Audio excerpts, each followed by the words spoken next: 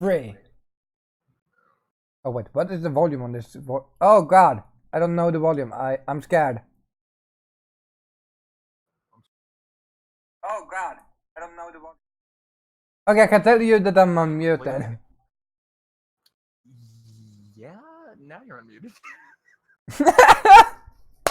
I'm unmuted. Okay, so little behind the scenes there. Swede just said something about basically like, it's like I don't even know what the volume is on this. And And right as I unmute myself, I hear him saying that exact phrase again, and like through his phone, tablet, whatever he's listening on. Okay. oh. Welcome, ladies and gentlemen, to the stream. Yes. And for the first time ever, I feel like I should actually make this a thing we should keep doing. Is I'm Nexus 71C, and that is Sweden Catboy Gaming or Sweden Boy Gaming if you're on YouTube. I have 2 names. Technically I have 2 as well, but one of them's gonna be changing. Actually, both will be changing probably, but we'll get into that later. Yeah. So, yeah. And for people that doesn't know this, at the moment there is a thing going on over on. If you haven't missed that, I'm fucking surprised. But there's a thing called hashtag Team3 going on, and for until they have completed their goals, I have planned to have the link to the donation service as a command, so people can go donate. And because for every $1 you donate, they will plant 1 tree. And one thing we always care about is our environment. That's the thing we should care about, unless you're the United States government. Then you say you care, but then you start drilling oil. You know, like the smart people they are.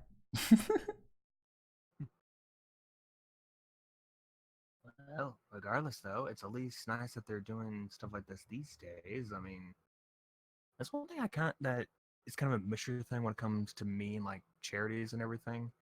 They're obviously the ones that are ongoing or ones that become like big almost every year.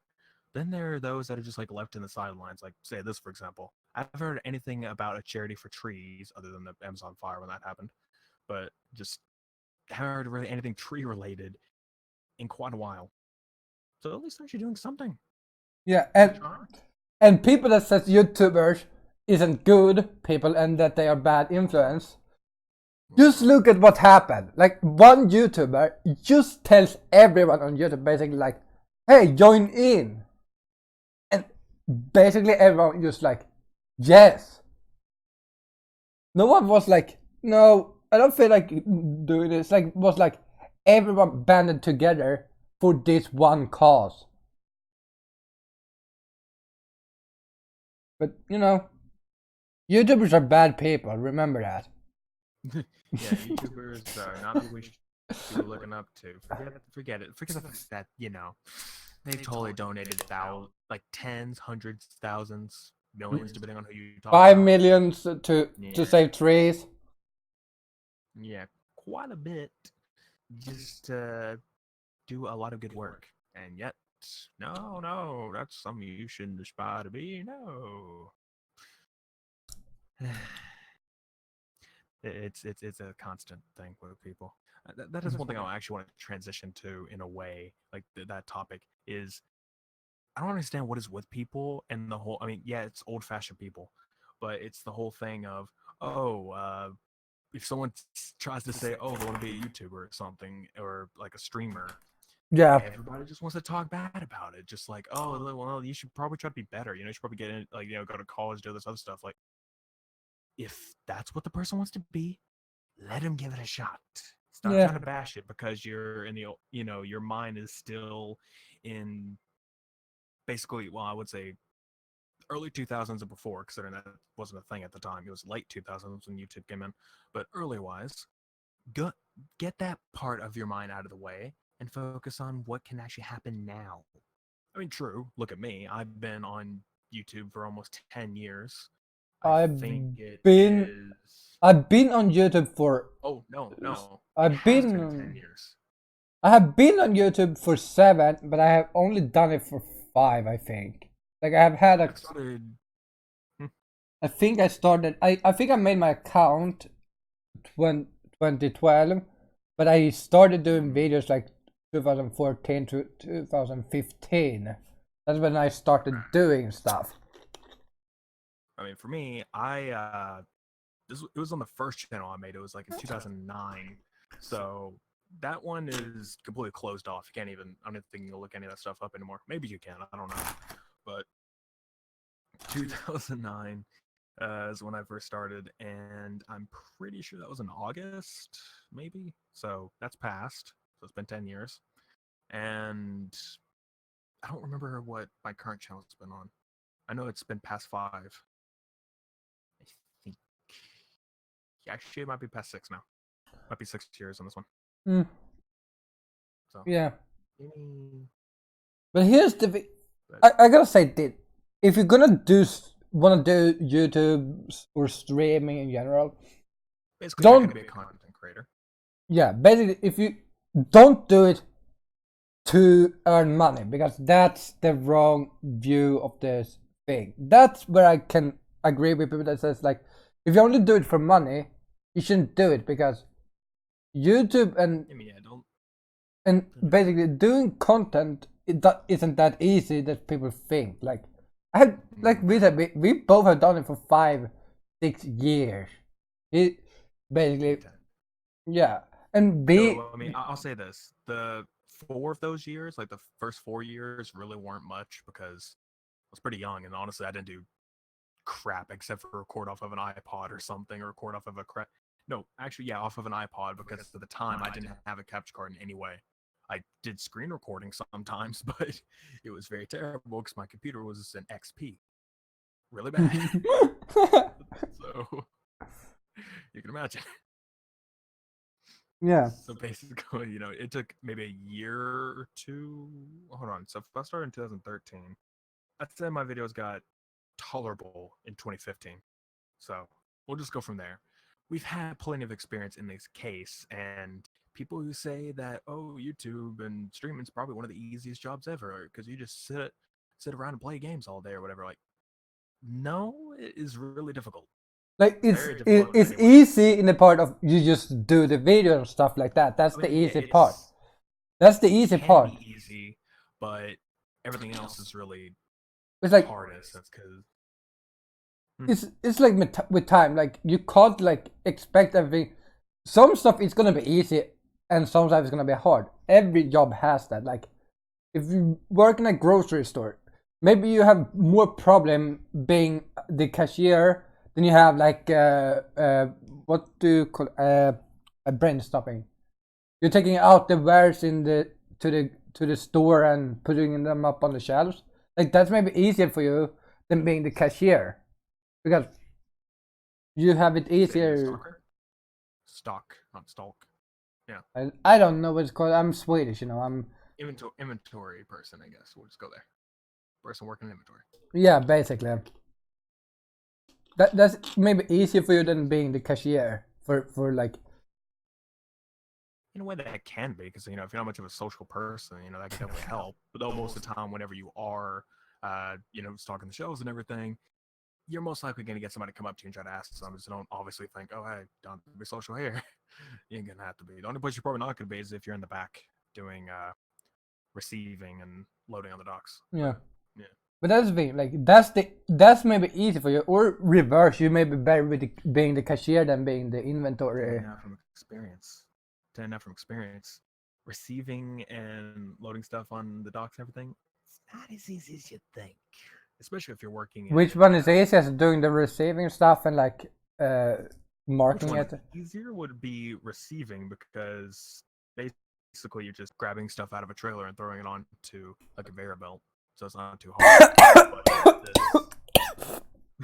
the loading up the trailers, that's way difficult, especially depending on how people want to do it. Oh yeah, continue talking. I'm just dying. Don't worry about it. I know. I was going your moment, let you be okay. Basically, to roll it back a little bit, when it comes down to it, it is definitely difficult for him. We've talked about this before, but we'll go and repeat it again. It's just there's a lot of things that comes into being a content creator. If you're just doing the streaming, you still have to constantly be. It's even worse on streaming in some ways because you constantly have to be entertaining. You have to try to, you have to constantly be able to focus on a game and be able to entertain an audience and interact with them. And it's pretty hard to do that sometimes when there's this, especially one game you have to be really focused on, and it's really hard to just look over at chat and start talking to people. Yeah. And of course, that's even harder for like people who are, high in the viewer list, because then they have super fast chats, even in slow mode. It can get kind of hard to answer specific people. It's really difficult. That makes it so sad because often those that have higher view count and has a lot of chat activity doesn't look too much at chat because of they know it themselves that after a while you can't read everything.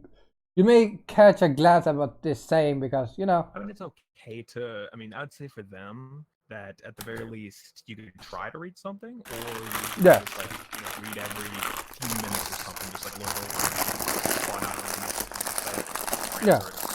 You see, I've seen it. Like I'm watching 2 YouTubers that at the moment that does streams on Twitch. I don't watch the streams itself, but they transfer the VOD over to YouTube, and like listening to the VOD when they talk, you notice that they rarely talk with the chat until like either in the end of the video or like in the middle if they need help with something. Like they may check the chat for help. Yeah, they need some backstage gaming, basically. Yeah, otherwise it's like no, we don't check chat that much because we know we have a lot of people that are watching, and we can't keep up. There's basically that, but at the same time, you brought up the whole VOD thing, which basically made me think also. The other thing that's really difficult, and I would say is the most when it comes to content creating, well, not really, it's mostly when you're making videos or something, is actually taking the time out to edit them. And yes, I know this kind of sounds like it'd be easy, and this has come from someone who is actually commissioning edits, meaning that, if somebody wants me to edit something, they can actually, we can barter a price or something and go from there. But point being, it is still pretty difficult, especially if you don't have a good enough computer, which mine is okay, but still lacks quite a bit. Editing is still pretty annoying because it can take hours, even if the video is only like 30 minutes. You have to cut down a lot of crap, and there's also a lot of rendering issues that can happen. And sometimes the software could just plain out crash. It's crashed like 3 times today. That you're a bit salty. Video that I'm editing for someone, I have to render the entire video, which is how much time do you have left? 45 minutes. It's an hour and 45 minutes is how long the video is. And when I started the render, it said it would take 11 hours. It has be like 2 hours since then. It has 8 hours left. Yes, I have to wait 8 hours to render an hour and 45 minutes just so I can edit this video because my processor, my computer is bad. It's not bad, but for this, it's definitely not good. It needs to be much better. And I've mentioned it before, but that would cost a minimum of like $600 because I have to buy other parts for it as well. But point being, that is very annoying. So it's not that easy. Plus, you have to deal with burnout like crazy, and that's something I've dealt with plenty of times. It's why I keep taking breaks so much. Yeah, when I stream or make videos or whatever, I suffer it a lot. Yeah, that's such a difference between me and Next though. I never get a burnout. My thing is like if I could get bored at a game, but often I'm gonna switch to another game because I prefer to play. That's the thing. It's not really about like burning out on a one game and then it just kills all the other games. It's basically I get annoyed at one game and it causes a certain burnout to where I just kind of don't want to play something at the time. But yeah. It's more so that all my games are stuck to just streaming or making a video out of it, and I kind of set that rule myself. And it's annoying that I've set my rule for that because I'm like, I really want to play this stuff, but I want my reactions to be in a video or in a stream because I think it'd be more better that way. I mean, I'm recently playing what is it? I've recently played Outer Worlds and I streamed the beginning of that, but I'm playing other parts of it by myself. And that part that I played by myself, I was like, dang, it's been really good if it's on stream, but it's like, it's not a good time for that. And I just really want to play this because I really want to play the game. I don't want to be stuck to having to wait because I can only stream at nights or when no one else is in the house. That is what makes also us different because I can stream almost anytime. Well, you have a door, good sir. Even if Yeah. like, you have a door that can block out some sound, not a lot, considering how loud you are. But the main problem isn't. I don't care if it blocks out me. I don't care at all for that, and really, they don't care either. They don't care if I'm super loud. It's me that cares if they're here, if they're audible, and they don't realize they are. So I could be at my door frame and just be talking, and my mic will pick up every single bit of it. And if someone's in the living room talking, 9 times out of 10 they can still hear it. That's because it's a condenser mic, and I'm just going to go into this real quick. Condenser mics are basically, it can pick up sound from afar very easily. Dynamic mic, that's one I really need to have, is where it won't do that. You have to be kind of close to it. And since I already have my mic on an arm and it's basically in my face, dynamic would be much better. But I have a condenser, so gaming. Yeah. Which makes no sense because the idea of a condenser, like condenser itself, is to block out the sound, is to limit the volume of the sound. So, say for you example, whenever you start coughing or you laugh really loud, you're super loud, and the condenser will lower it or will keep it at a level I set. So it won't go any higher than what I set it to. That's what a condenser should do. But a condenser mic picks up everything, so what the hell? It's like the opposite. It's like you try to combine like the Like block. Iceland and Greenland, they're polar opposites. What the hell? And you're like, is this gonna work? Hey, look, let's go to Iceland. It's green here. Let's go to Greenland. Ah, damn it, it's cold. It's freaking ice everywhere. Like, really? Yeah.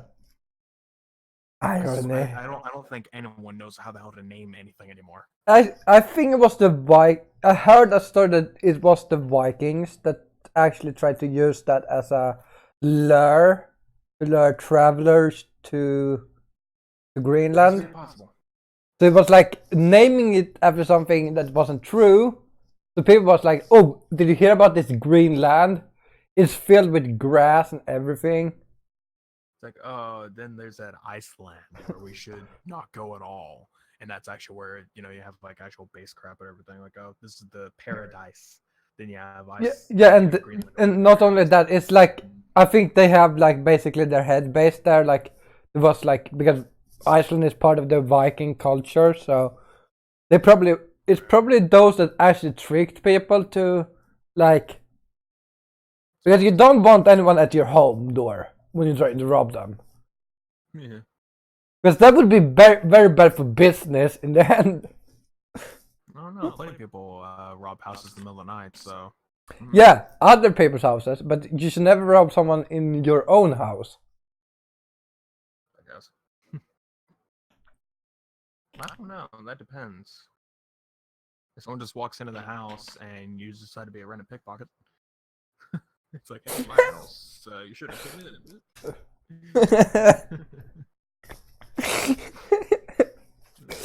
Oh God, may the Lord of Heaven and stuff.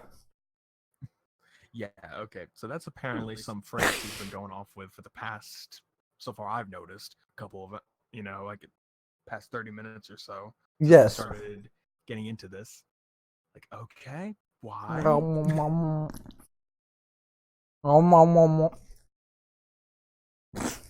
Eating in the middle of a podcast. How? No, I'm drinking my drink from our non-sponsored, Wish-sponsored stuff. Yeah. Seriously though, that's another thing when it comes down to the streaming thing that I was going to bring up, but I completely forgot, and I started talking about other bits. Is the whole the other thing is like trying to also attract a sponsor, especially if you want to try to get some money out of it, just as a bonus. Because again, do it for the entertainment value, not because the money. I mean, if you're gonna be, people are gonna absolutely tell when you're streaming something and you're not enjoying yourself just because you're trying to do it to get the money. You know, like, oh, let me play this popular game I hate just because I could probably get something out of it. Like, people could tell you hate it, and they're not gonna like watching it because they could tell you don't like playing it. So don't do that. But regardless, the whole trying to gain a sponsor deal, that's pretty hard too, because you have to try not to be an overall dick, and that's kind of hard for people. Two, Especially for us too. too much most of the time, which we have an extreme problem with that because we don't really like censoring. I mean, there's some stuff that we should censor for obvious reasons, but basically like swearing, no, I don't really see the point in that. Yeah, that's. I have a rated 17 almost everywhere. I mean, YouTube isn't restricted because then it lowers the findability. So if you try to search it, you can barely find it if I was to restrict it. But other platforms, I do it, and you can still find it just fine. So you know what you're getting into as soon as you enter the page. It says mature broadcaster has said this is mature content or whatever. I'm like, yeah, it's basically what it is. Kids, don't stick around if you cannot do that. But yeah, so sponsors don't really like it, and like some don't. There are some that are perfectly cool with it because they'll do it themselves. That I find funny. Yeah. A lot of other deals, but in reality, it's always nice to try to find some. You do too. Talking to Swede here, decided to talk in the chat, say that I suck right back at you. It depends what I wanna suck. Wink. We're not getting into that. you were like, Jesus. Okay, back to business. Just in my mind, just kind of saying, no, he's just trying to prod it. Just don't respond. Don't worry about it. He's just trying to get it right. Try to intimidate. What the fuck is going? Oh God. I just checked SFC and the coconut song. There's a video called The Coconut Song. We're supposed to be or over that later. Okay. We'll worry about that later. We'll worry about that. We'll worry about that later.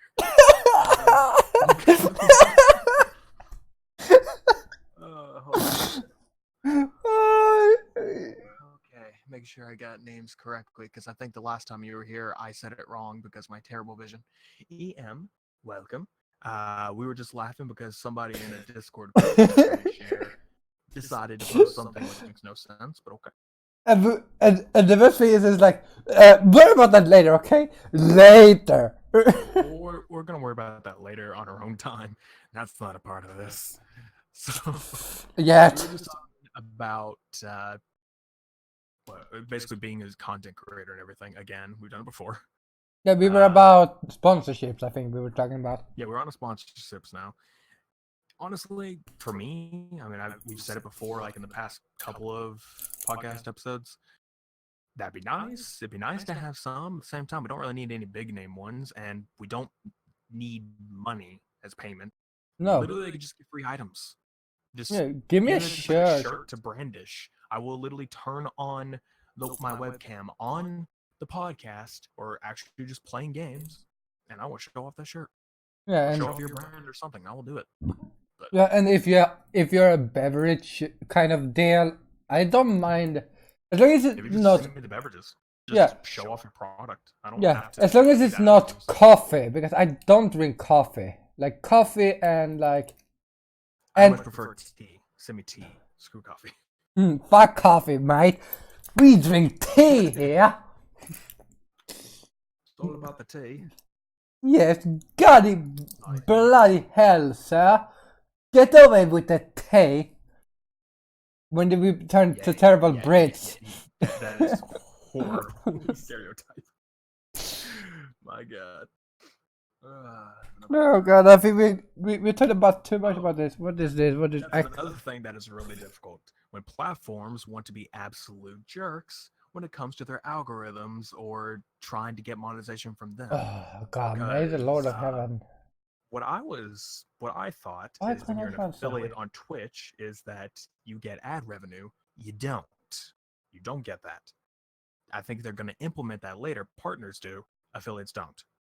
What all affiliates can do is get community-based monetization, which is people, cheering bits or donations or subscribing for a month or something like that. That is the only thing that can happen there. YouTube, of course, has their ads, and if you're able to be monetized, which is still stupid, if you're able to be monetized, then there's that. But at the same time, people who are actually monetized should be getting at least some money. They're not, because YouTube algorithm wants to decide, oh, those videos that were kind of popular before? Yeah, no one's going to be able to find those anymore. This piece of audio in your video? Yeah, it's copywritten for no dang reason, even though it has nothing to do with what has been slated. Like, okay. Okay, I have an issue. I can't find you on Twitch or on YouTube right now. Find me? I'm trying to go watch you. Okay, finally. It's my name. Wait, do you have a name? What's your name? Yeah. No. Okay. No. Where's the chat? I'm trying to. Should be on the. Are you on mobile? No, I'm on the PlayStation. I don't think PlayStation shows chat. It should show the chat, but I don't know. Basically, there's all that. I don't know. Just it's not as easy as people make it when it comes to streaming or content creation. It's pretty difficult. Yeah. In the end, kids, don't do YouTube unless you want to. Yeah, my shit. Want to not earn anything, like because here's there's a difference. Don't do it immediately thinking you're gonna get something out of it. Do it if you're absolutely able, if you are perfectly okay with putting forth effort, because that is what will get you to it. I mean, it's mainly just a luck system, really, on if you're gonna get good or not. I mean, for example, I've had my channel, or I've been on YouTube longer than, say, Markiplier has. I've been on longer than he has. And because, he's obviously more funnier and he's had better content and stuff, he's had his luck streak and went up. Me, not so much. I've only recently got decent, in my opinion. But yeah. So that's not really good. Where's the iPad? Is that the iPad? No, that's not the iPad. There is the stupid iPad. Yeah, there's some issues over there, buddy. Yeah, the fucking I have to use this sad iPad. Yeah, I see. The stuff you added. What the? Oh, okay. What? I completely forgot about that. In the other, okay, so to note, for the past few streams we haven't touched our topics list in Google Docs. We haven't touched it at all. And then I have today he decided to add some stuff to him. Like, you just remember. Like, no, I'll put it there. Like, okay. What's the point of going off topic, bro? Yeah, but that's the thing. We were if we're going out of topic, and we talked about this anyways. That we would probably talk about this. That it update. Sure about that? I say this. No, I mean, it just said, yeah, PewDiePie has the best luck of them all. I'm like, I mean, kind of money wise, but he doesn't have very good luck when it comes to keeping out of trouble. Sad sometimes. Wait, keeping out of trouble? What is this? Black magic. Right. Just to admit. And people who don't understand what the hell dark satire is, but whatever. Yeah.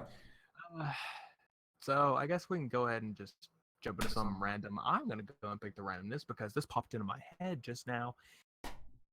Oh, who's ready for the garbage truck? It's coming in. I have the flaming garbage truck outside already stashed and ready. And just prepare to hear some beeping and some loud noises. Beep, that beep, sound like beep, falling. beep, beep, beep, beep. That's how you know we're into a new segment. Taking out the trash. It's not a new segment because you know it just. It's just 90% of our show. From now on, I actually put in a new command. Command. Get to. Can you tell me the? Type in exclamation point. I'm typing in right now. T and E, and it should work right there. It goes to our audio version of the podcast. And I have a link in my YouTube channel, but not one on Twitch yet. I will fix that. Okay, there. I will fix that later on. At the moment, I have a more important stuff than our own. I have to integrate Mixer because it's not integrated correctly with the Streamlabs spot. But anyway, so just note that currently only has one audio episode on it. Reason being is for, well, many reasons actually. It's a little annoying having to go for the first 2 episodes. Really, the third one's good. Then afterwards, kind of shakes back off a little bit. Basically, I just have to add little intros to those episodes, and once I get into like episode 7 or 8, I will probably not do intros anymore. I'll probably just let it go cold, opening straight into the audio. The straight audio. Basically, that is that, and right now it's just the first episode, and I will be adding in more episodes as we go on. Basically, I'm going to add them in on my own time, and then once it's caught up, I will add it in like 2 days after the actual thing airs. Or you just do it like maybe Wednesdays. Okay, I upload. could, but I kind of want it out there quickly. So, and so back to the trash, back to our garbage truck. Let's just go back here and find out what we have in our lovely bin that we just decided to throw a lot of trash onto. And we're about to empty this trash and just burn it. You had something you wanted to trash, so I don't know. You had this. I know. And was this that interesting thing? Here's my first thing, which is one of the more recent things that happened because it's just something. Okay. Here's one of the more recent things that happened. Bethesda. The fuck. Literally. Hey, tell me what's happened, because I don't know what's happening. Because what is going on with Bethesda? First, we started off with, okay, I don't know how all the stuff when it comes to Bethesda, because I don't really care too much. But first we had good Elder Scrolls games. We had Morrowind. We had Oblivion. Then Skyrim came out, and it kind of got worse, but, people loved it anyway. It was a good one. Fallout. We continued on with the third game. Pretty good. New Vegas, which was taken over by Obsidian. Great, in my opinion. 4, meh. People hated 4. And then they did 76. Yeah, people for so long decided to ask, we want co-op in Fallout. Oh, you want co-op? Yeah, we want co-op. That'd be kind of cool. How about an MMO? It's like, oh, that sounds kind of cool. You mean like Elder Scrolls Online? Kind of, but it could probably be better. Like, okay. Go for it then. Cool. NPCs, screw that. Of course, now they're on the back and everything, but still at the time, terrible. The game was very broken. Still kind of broken. Don't know what the hell they're doing. Hey, it's been tested. Do you think it's gonna be working? Tested. Has it been tested? I don't know. Are we gonna test that game? They were like, "Hey, test this game. We don't care if it's working. Just say that if you're right now, Bethesda, but hire me as a tester, and I'm pretty sure, or hire us both. We could probably break your game in 2 minutes. So we would probably break it in. I would probably break it in 30 because I just fucking break everything. All right, off to the starting line. Their recent stupidity. I think their old motto was something of they don't want to be one of the. Oh no, in their old games they would make fun of corrupt companies and organizations that would just leech off of money, and that's all they would ever do. They wouldn't care about their employees. They wouldn't care about their community or whatever. It was just money. And now it seems like they're kind of, the irony is just setting back in, and it kind of looks like that's what they're doing. Because now we have whatever the hell it's called, Fallout 1, Fallout Plus, whatever the hell that freaking thing's called. It is a subscription service for Fallout 76. They made a subscription service. Yes, you can still buy the game. See, this is where it makes no freaking sense. You have to buy the game first. You can't play for free, but now there's a subscription service where you can get bonuses, especially bonuses people have been asking for God knows how long. Freaking okay. I want to look this up over here because I completely forgot what the hell it has in it. I forgot the bonuses. So wait, did I download it? Damn it. Okay, this is gonna take me a minute because I can't remember if I freaking downloaded the picture or I didn't. But you talk about something related. Fallout sucks. And he's not wrong. Like, wait, you giving me control here? What should I talk about? Something related. Fallout sucks. Like, okay, found it. So it is called Fallout First. That's the name of it. So one thing we've been asking for forever because yeah, it's kind of like an MMO in a sense, in that that it's constantly online. You cannot play it offline. That's the other thing that sucks. We wanted a game that could be both single player and co-op, and they're just like, oh, you can play it solo. We'll have like private worlds later. Well, guess what, motherfucker? Yes, I said that stupidly. They added that into the membership. Private worlds. Play in a private world exclusively for you and up to 7 friends. You have to pay more money monthly. More money monthly to get private worlds. Scrapbox. Unlimited storage for crafting components in your own new Scrapbox container.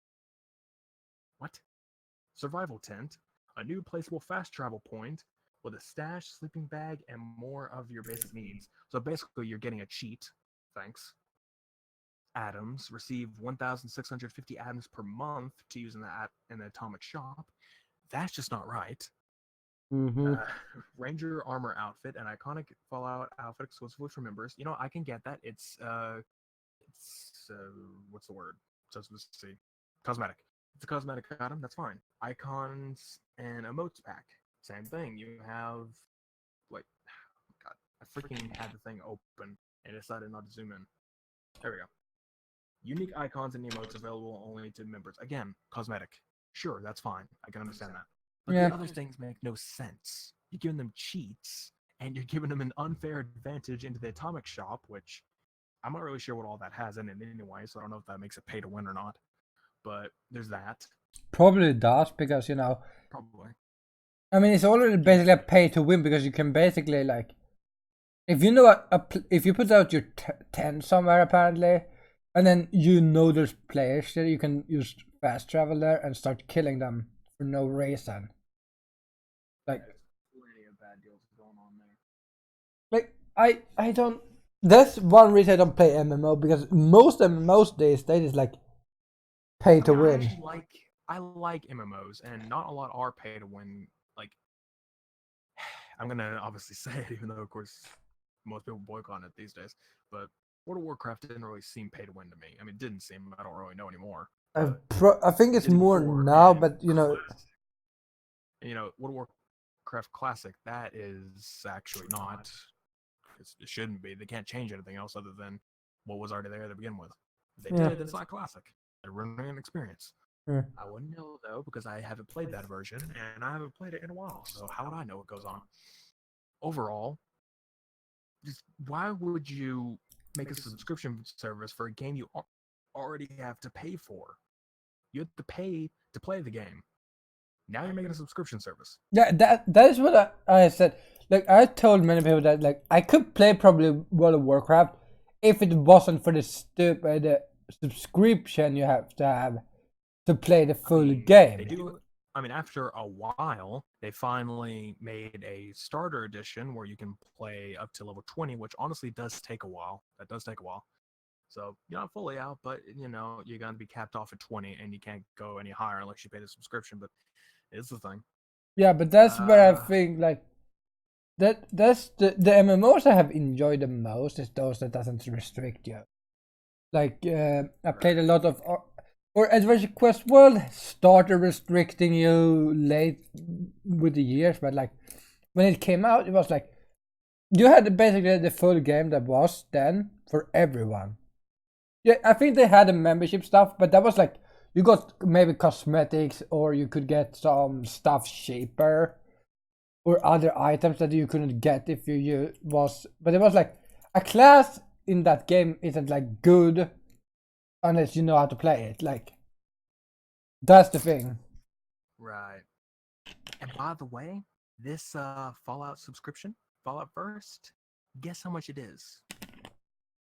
50. No, obviously not. Think of an actual fee that you would get, subscription per month. The cheapest is normally like 5, so I would say 10. Higher. 15. Lower. 12. Little higher. 13. There you go. 13 a month. It's $12.99 per month for the subscription there, but you can save 36% with a yearly subscription, which is $99.99 per year.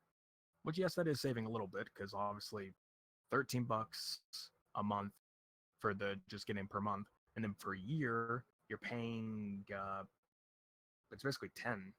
No, actually no, it's 8. So what is it? I'm trying to think. $8.33 per month. Regardless, you're saving there. Still, that's a horrible price. For me, that's a horrible price because you're getting crap that you should already have, not be limited through a paywall. At the very least, that's one thing that kind of like that, Bungie decided to lower down with when they released Shadowkeep and New Light, made the game free, and then have expansions cost money. And also that gives you a secondary thing with their season pass thing, whatever. I don't know what the hell that's about. But yeah, regardless, I guess that's fine. That's much better. Does. What are you doing?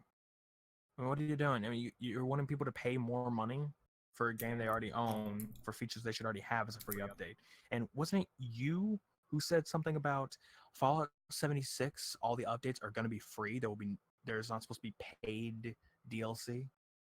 Because if I'm not mistaken, this is technically paid features. You have to pay for specific features that could be considered an update. Oh god. So what you doing? I don't know if they specifically said this, but I'm pretty sure they've said this in the past. What do you expect? If Todd Howard, what are you doing up there? re-releasing Skyrim? Really? You don't say. Again, we're gonna get the freaking ice maker in the refrigerator playing Skyrim, which damn, I love that commercial. Seriously though, what the hell? And then we have I don't even know what the hell they're doing. I mean, it's bad enough. I understand.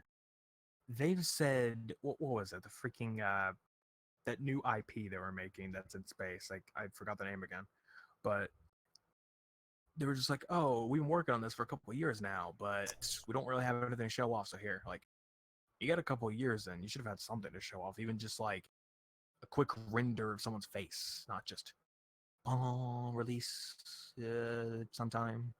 And then we have, oh hey, Elder Scrolls 6, just cinematic trailer, didn't show anything, and yet that was what?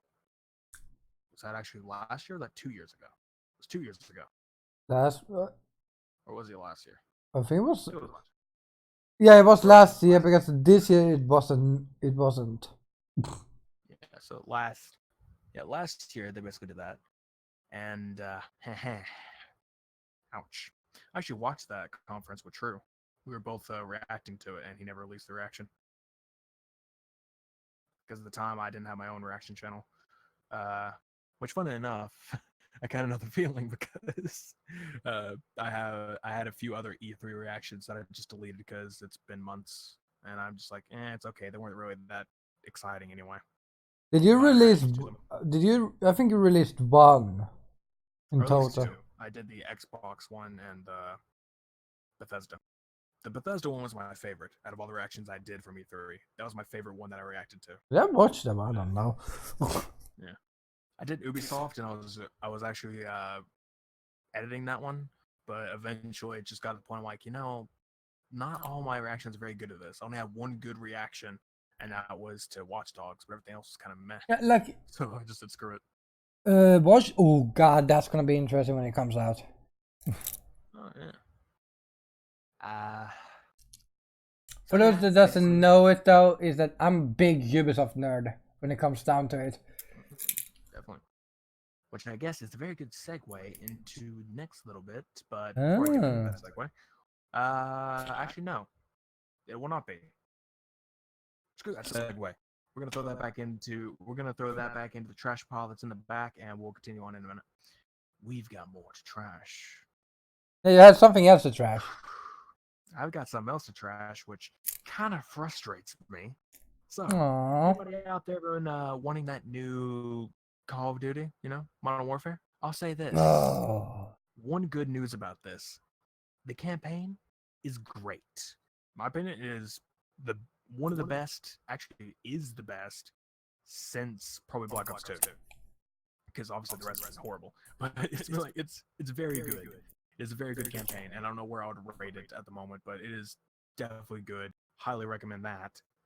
However, the rest, what the hell are you doing, Activision? There's a reason why the title of this stream, of this episode, is Bethesda Vision. Because it's Bethesda and Activision doing some really stupid stuff. So, the one big thing we were wanting is the Spec Ops mode, because they promised that would be making a comeback. And of course, PS4, they got the exclusive survival mode for a whole year. Bullshit. But we still have Spec Ops, which is the main thing everyone wanted. That's cool, right? No. They have two modes right now, Operations and Classic Spec Ops. Classic Spec Ops is what you would expect it to be, but it's not. What I mean by that is you would expect it to be either the old missions or missions like those. Not at all. You have one mission. I don't even remember the name of it because I didn't care for it that much. I don't remember the name of the damn mission. And basically what happens is that you start out on the mission in a helicopter that crashes down and you land in one of the areas that you visit in the campaign. And it's basically survival. It's literally just that again. It's just hordes of enemies coming at you. Like it doesn't have a wave system or like the buyable stuff. It just has a bit of refillable items around the map and has care packages that drop down for every player that's in the game. So if you have one player, one will drop down, two drop down, that kind of thing.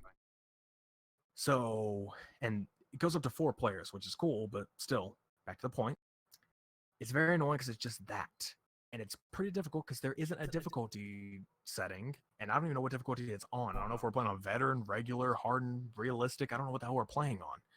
All I know is we're just sitting there trying to survive, and eventually we get killed, and you have to restart the whole the whole thing all over again. And it just makes no sense. Why is that the only thing? Why is that called Classic Spec Ops? And everything you try to look up, you can try looking it up, and all they've said is, I mean, I don't know if they made an official thing saying it, but I'm pretty sure they have taken out all the other missions to release at a later time. So they could do like a month from now, or a couple weeks from now, or a few months from now. It could be 2 months for everyone else, because they may do the whole PS4 gets it a month early thing or whatever. But does Sony own Activision or something? Because they do that a lot. Like when it comes to it's not about owning. It's just like they make exclusive deals. Because in the early days, before, I think it was before Black Ops 3, or was it before? I don't know what it was before. But basically, it was Xbox got all of the initial deals, and then they decided to flip it and trade it over to PlayStation. I guess either to be fair or something like, oh, Xbox has got it for all these years. Here's PlayStation's time to get the exclusive DLC for a period of time. Time exclusive, that's the word. But here's begs the question then. If you play on PlayStation and we say you have the new DLC that hasn't come out on PC yet, would you be able to play? When it comes to Xbox, are you saying like because on PS4 and you go to PC, is that what you're saying? No, you know how they have crossplay now. Well, I know, yeah. Yeah, would that still work because it's just exclusive for the players? And would you, as a friend that we say play on PC, Well, no, be you able to wouldn't be able join to them? invite them. You wouldn't be able to join or invite. It would show that they're playing that mode, but if you tried to go, join them, it will just like, oh, you don't have access to that or something.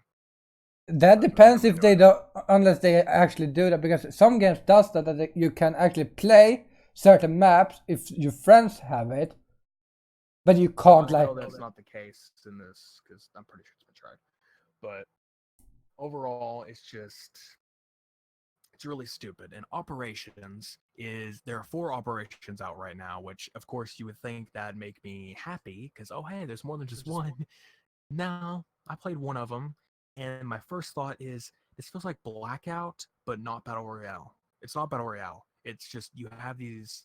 The first thing you do is you spawn in the area, or you maybe drop from a plane. I don't know, but you spawn there, and you have to go to enemy lieutenants and get information out of them. I don't even know how you do that because I never actually got to do it. The other players did it before me, so you have to go do that, and then you have to run across the map, which is a big map, by the way. It's like, I don't know, 600 square meters, perhaps, maybe more than that.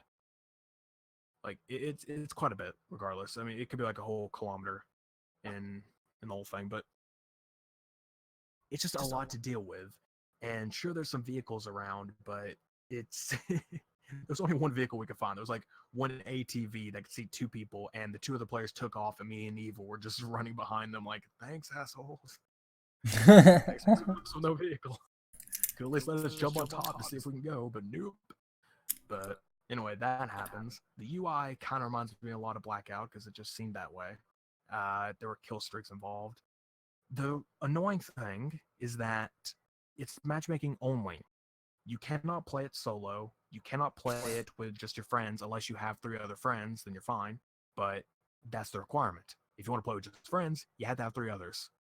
And they do have a custom mode or private match, but that only allows you to play the one Spec Ops mission. That's it. Everything else has to be matchmaking. Makes no damn sense. Only mode I would understand is like online mode where you play like against others. Yes, that's fine. That should be. Yeah, but it's a co-op. It's a co-op mode, and it's forcing you to matchmake with other players, and it's a 4-player co-op mode. So, I mean, in a way, I can get to have that, but you should at least allow people to just have 2 players or go through it solo. Which I don't know if they would change the difficulty of it, but it could happen. But yeah, hopefully they change that in the future. Hopefully change a lot of that in the future because I don't know what the hell they're starting out with. Because they had a great campaign and I was really happy. That was the main thing I really wanted to get into when I bought the game. And I was playing. I'm like, God, this is awesome. I'm glad I bought this. And now I'm like, okay, I'm glad I bought it for the campaign, but the rest I'm kind of annoyed about. Yeah, and issue is he doesn't play multiplayer. Well, that's the thing. I also tried out multiplayer because when we were playing the alpha, the 2v2, me and Sweet did that. I was actually enjoying it. And yes, I did play more gunfight with Evil, and it was still enjoyable. I still enjoyed it. It's just, we wanted to try out some other stuff. In the beta, they had a game mode called NVG, which I guess is night vision something. But it's basically an all-dark map, and you had to play with just night vision. That, I think that is awesome. They did out in the main game. That sounds like irritating in the length. Also, like in the length, it's gonna be like irritated play that mode in just night vision. I'd say it'd be great because there's a campaign mission where it's just a complete night mission. It's called Going Dark. It's a really good level, and I really love it, and a lot of people do too. And NVG is basically that, but multiplayer. And just don't spoil the campaign because I'm not gonna spoil it. But it's just it makes no sense why that's not there. It's not in the main thing, so It may be later on, like they for me, do. I was thinking, yeah, I know, but I mean, I was thinking maybe it could be like cycled playlist. So they cycle in different playlists every week or every month or something, or they add it in later. It gets some of the buggy, I guess that could be a thing. They could like say so. If you go to private match, it's not there. It's not in private matches either. There's a bunch of maps though, and there are night levels where they're just specific levels. That there's only 4 of them, where it's just night, and that's cool. It actually is. That's cool. That's an option. Yeah, I think they did the same thing in some update on Battlefield 4. That they added like a bunch of like night maps of the old ones, and you to be able to see properly, you basically have to use a night vision scope or something to see. Right. Oh, wait a minute. I think I just saw something. And you can see. Dun dun dun. All right. Okay. So right now, what we have is there's a quick play mode in multiplayer, which is basically you can just select a bunch of them and that's that. It doesn't include everything. It just includes core things you would expect, like team deathmatch stuff like that. So you have team deathmatch, search and destroy, kill confirmed. What else? Cyber war, something like that, or cyber attack, which is basically it's basically pick up a bomb and go put it at a base. It's literally pick up an EMP, go put it there. That's cyber attack. Which I mean, I haven't played it, but I guess that's cool. I don't get it. There's all that, and then what I don't understand is it shows on the outside. That's outside of the quick play menu, the cyber attack. However, if you go into the quick play menu and you go into the filter, select which modes you want in there, cyber attack is in there. When none of the other game modes that are on the outside of quick play are in there. The hell. And also the hell suite. Boring as well. But I'm just saying that makes no sense why they would make it like that. But then at the same time, it's like, why take out some of the good modes? I mean, I just saw that there's some stuff that can be post-launch. Okay, I can get that. Maybe they're trying to fix up the modes. Speaking of modes, Ground War. I would say it has a great premise. It's 20v20, I think. No, 24v24. That's what it is. However, I'll tell you right now, it is a complete Battlefield ripoff. Complete Battlefield ripoff. If you go into the game, the idea of it is capturing territories. Capturing territories around the map, like 5 of them. That is literally what that mode in Battlefield is. And there's a UI on the bottom of the screen when you enter vehicles. It's the exact same UI. They didn't even change it. It's the same thing. Woo! Okay, interesting. Not for you, apparently. But I'm just saying, it seems like they just copy and pasted the entire thing. I mean, we've been wanting a freaking, like, big team type of deal in Call of Duty for a while now. Then they have this, which is still good. It's just kind of annoying that these little things. Okay. Then the rest of the thing that kind of happened. Wait. What? You got a I don't know. comment? But oh, all I know is it's just what's really annoying is when you're just like you spawn and you walk out for a little bit and it's like, can you at least give me spawn protection? Pretty sure that doesn't exist. That'd be nice. Spawn protection. But nah, I just walk out of the base like, okay, I just spawned in, dead. Okay. Going to spawn on my friend here, go over here, dead. Huh. Oh, it's this guy again. I want to ban this guy. oh god. Bot accounts, the best. Okay. Yeah. So Here's a heart for the fella being a bot. So when it comes down to it, the Modern Warfare, I mean, I feel like in a way it is a good game. Yeah. And like, I would say, wow. Okay, I would say, I would say just wait on buying it in a way, unless you like really wanted the campaign or you're perfectly fine with these multiplayer deals. Because I haven't played most of multiplayer right now, and I'm sure most of it's good. There's a few complaints like getting campers or killed, whatever. That's normal Call of Duty. Just have fun. Just the spec. If you're really into it for the spec ops, you don't feel like getting cheated out of your money. Wait a little bit, and then we'll see what we're gonna go for. But if you really want the campaign, go for it right away. Or if you're just wanting to join crossplay wise, because it's crossplay. You have it on PC, Xbox, PS4, play all together. Awesome. Now, explain this.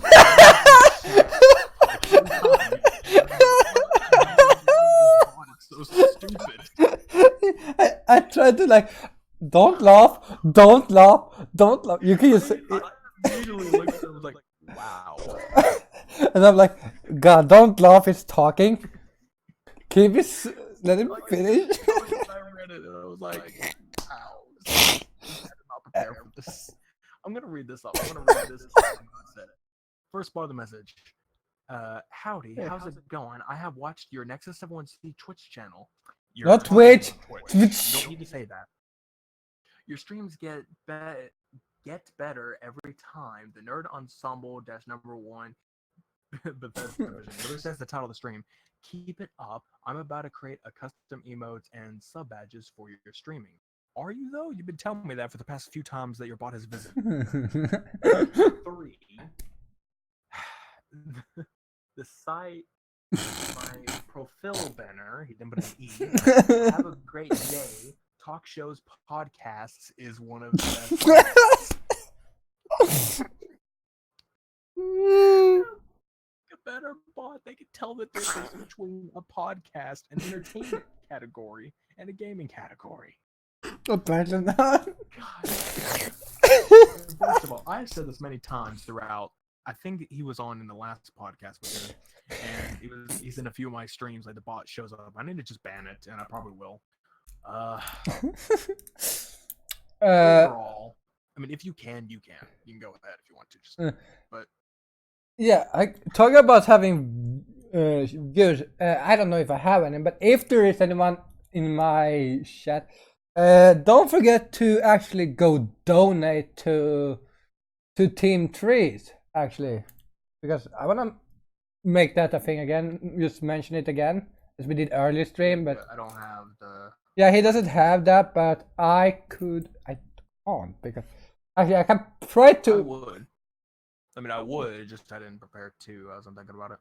Yeah, I was doing it. That was the second thing I was working on. I'm gonna try to type the link.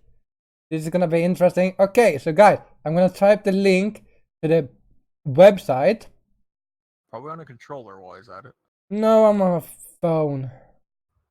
I have to watch it up. Yeah, I have your Twitch chat on the phone. Shh, he's learning. Now. .org / I want to quickly explain again. Well, I know. Okay, well, there's that.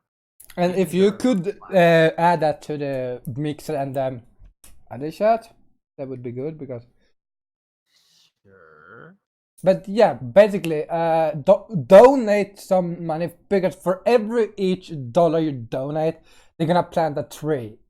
And here's the thing: no one ever told us to do this, but I do this because I care about the environment. I said that earlier too, but like, that's why I wanna help with this. Even if I'm a small time streamer, I wanna be a part of the thing, the goodness that they do. And I mean, 20 million trees. That's a lot of trees. I'm telling you. Trees. Yeah. I'll tell you now. I mean, it's really annoying having to live where I do. There's a lot of trees, and about every year, a lot of them get cut down and crap. And I'm like, why? I mean, I get sure people are like, oh, we need like freaking paper and all that. You ever heard of recycling, bro? It's a thing. Have you heard about recycling, man?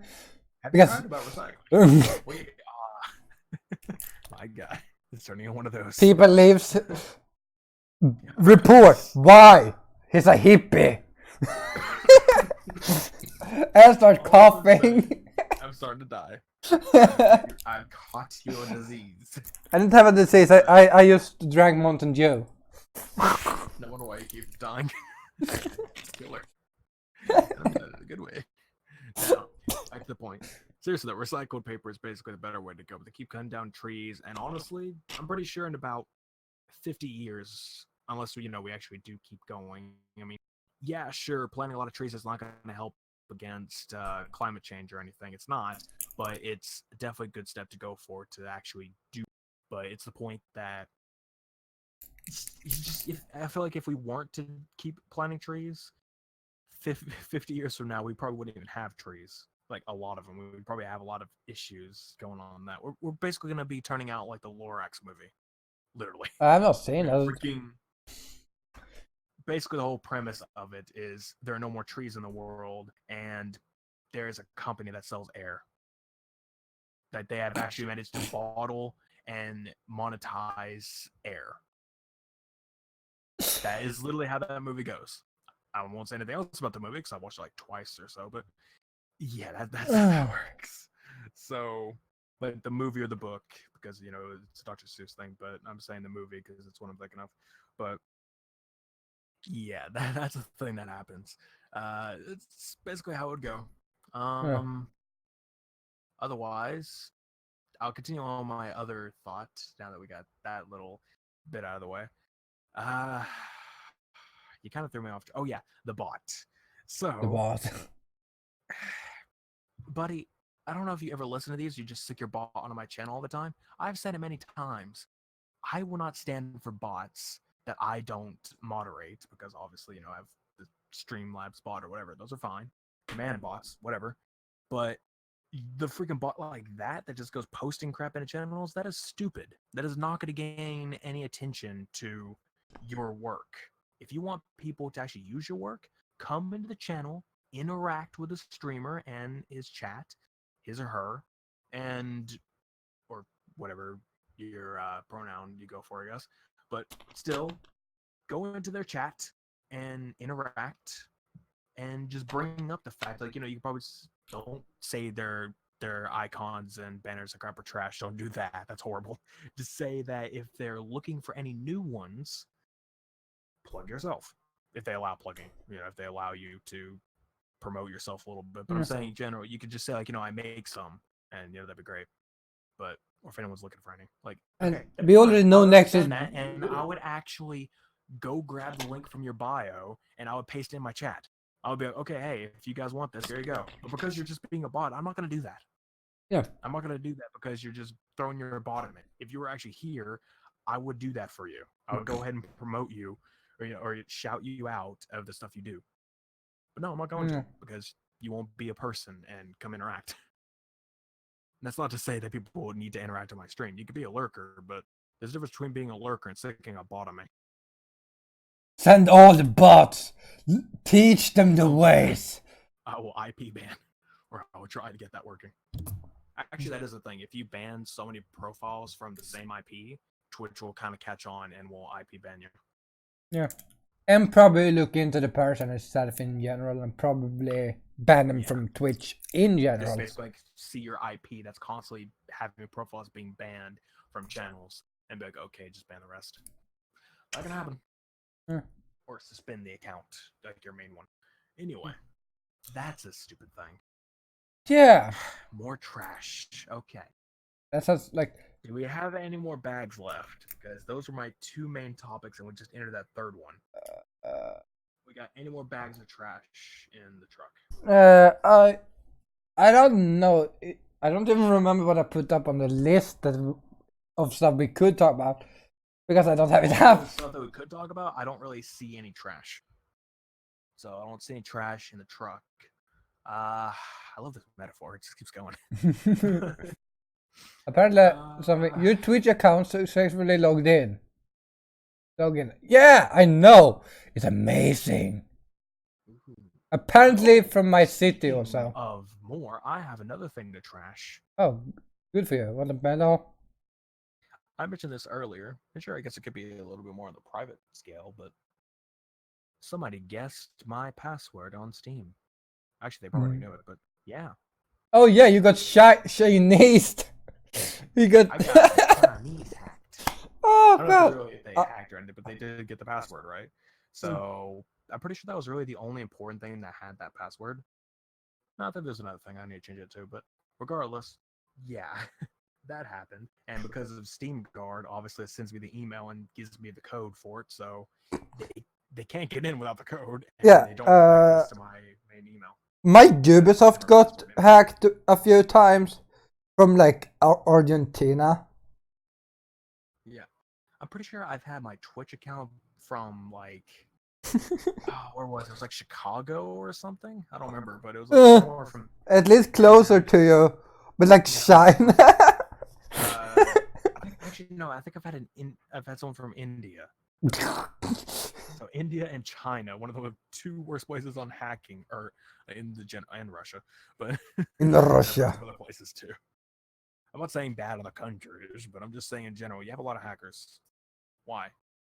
For a place with some strict rules, you should have some stricter rules on people hacking. But no, it's like, just do it. Oh, you're hacking? Well, you're going to be going to jail. And it just like looks close, like, oh, you're hacking somebody from the U.S. Nah, continue on. I don't watch. I mean, I think it's like, as long as you don't attack us in our own country, you're fine, man. Right. It's more so just the U.S. because almost everyone apparently hates them, which I mean, when it comes down to some things, especially lately. Oh god, I think, but I think we're done with the trashing. I mean, yeah, I think we've unloaded the truck now, and basically everything's burned at this point. In the truck because we have our own at this point. It's like we have our own personal landfill, and there's just a bunch of stuff in there. There's a lot. But if you ever decided to light a match and throw it in there, it explode big time. Which actually, that is a real thing. Don't do that. Yeah, don't throw stuff in our garbage can. That's our thing, okay? I'm saying the real thing of landfills. Don't burn. Don't bring flammable or the ability to do that. It's very flammable. Okay, don't bring a match. Don't bring a lighter. Don't do any of that crap because one wrong thing and you could explode the entire place. It's gonna be a big kaboom. A lot of carbon dioxide. Actually, I don't know. You may have something to trash from one of the topics just because of what happened. One of the topics? Oh yes. Oh, that. Because of how it ended. We'll go into this. So I will start. Recently, not really recently. It's been quite a bit since we was gonna do it last week, but introduced. Well, I'm saying we did the thing. Yeah, we got. Yeah, it was like 3 weeks ago we did this. No. I'm saying like not when we did this. I'm saying when we first got into the whole point. But a friend of ours, True Nightmare, I will shout him out in a minute. I can't do that because I don't have his link. I can do it. No, hold on. Actually, hold on. Let me see if I can do that. So I think it's SO on mine. Yeah. The thing is, I don't know his name in my head. It's just True Number Gaming. Yeah, I know, but I'm lazy. Okay. Shh. Ain't that shit? No. Well, so our dear friend introduced us like. Okay, that's kind of broken. Should fix that. Also, my laugh's starting to sound like him. It's a little weird. Okay. That's how we did. Professional streamers here, guys. Okay. So forget the code. Forget the freaking shout out. I will type it in the chats. Jesus Christ. Should I continue telling them what we're talking about? Because like. Okay. So basically, what happened is our good friend decided to. Basically, he asked, would we ever be interested in playing D&D, Dungeons & Dragons? And in reality, I've never played it. I imagine he has not. I never really watched it either. I never really watched anyone play it. I have watched like movies and stuff that has it in it.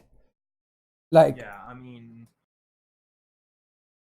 And people that have watched like the first episode of Stranger Things knows where the that they barely the first like 5 minutes they.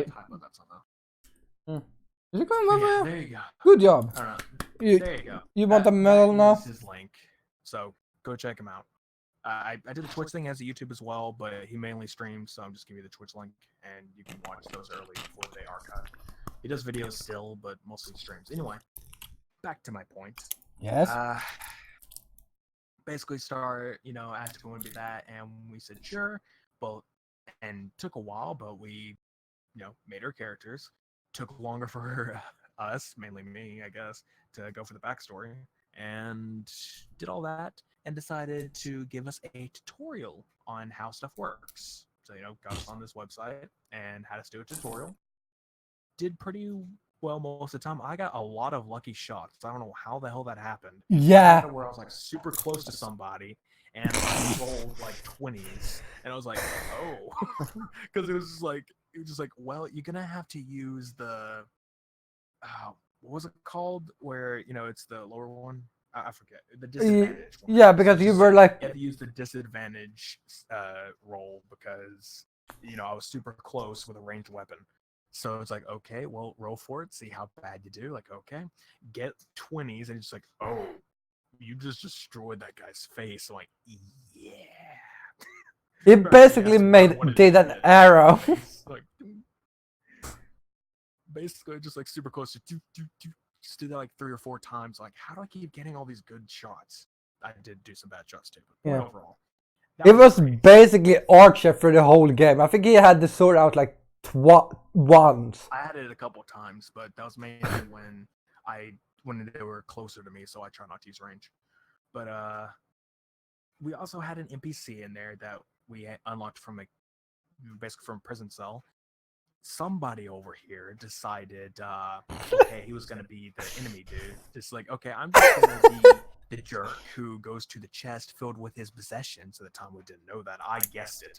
I was like guessing, like, he took like the stuff out of it, and he's like, oh, and here's all this stuff. Gave me a couple potions, so at least was nice about it. But I kept his sword. You got his 2 swords, and I was like, oh, okay. And then I go in there, and I was thinking to myself, like, wait a second, that stuff was out there. This has got to be his, right?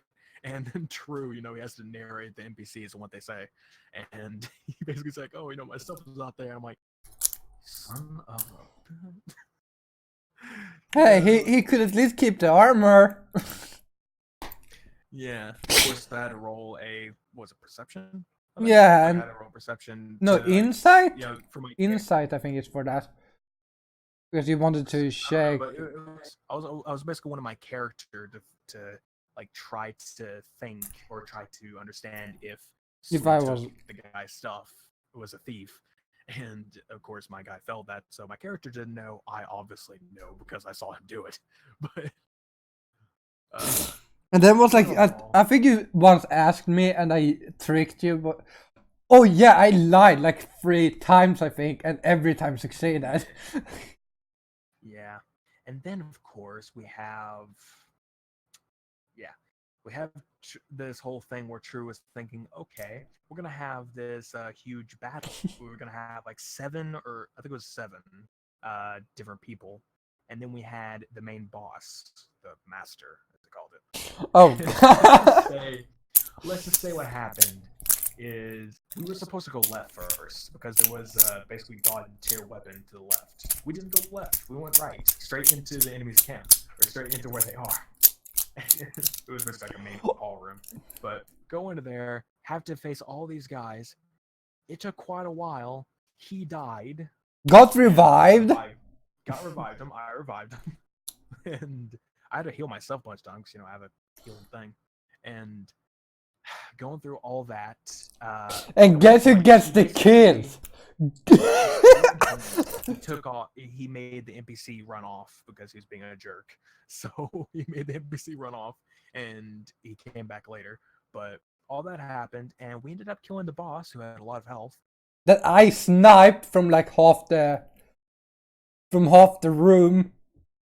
Yeah, I was going, like, I was the first one to almost be able to, But the problem is I aimed in the wrong direction because, the boss was in the dark where I couldn't see, limited view.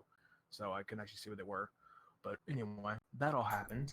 And killed the boss.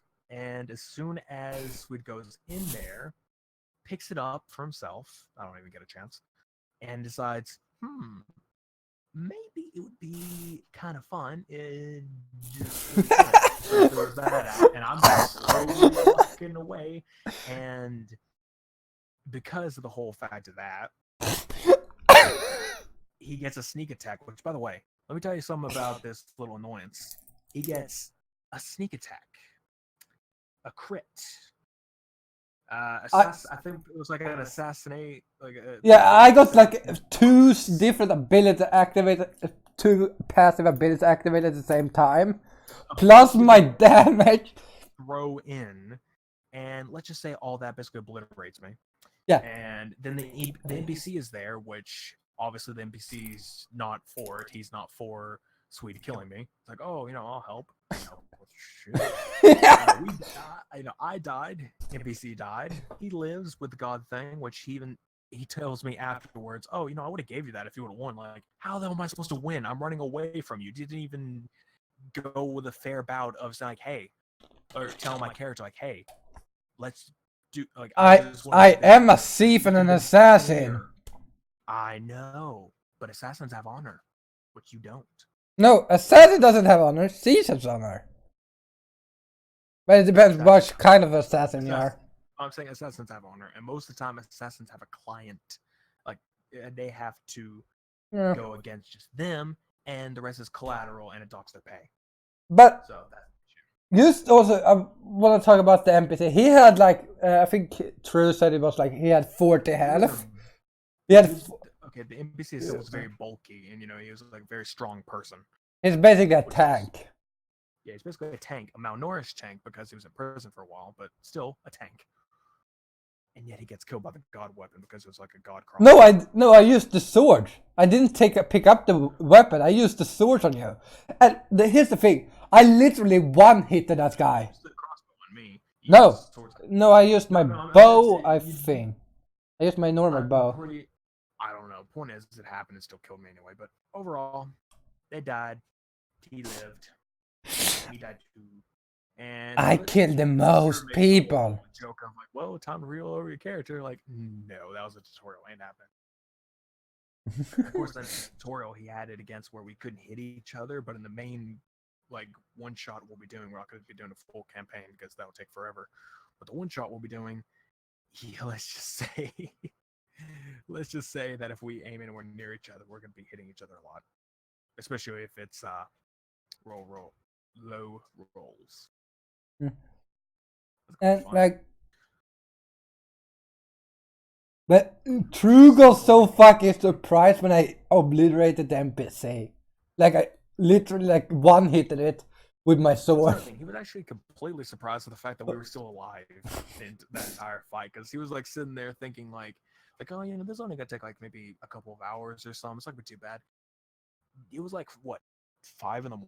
for him? No, 3 for me too. But we started like 10, and he said it's gonna like take half an hour. It took us 4 hours to complete this. Yeah, it took a while to complete it because we actually beat it, and then it kills me at the end. But regardless, we still beat it, and I did beat it. The rest was dead. Everyone was dead. I helped.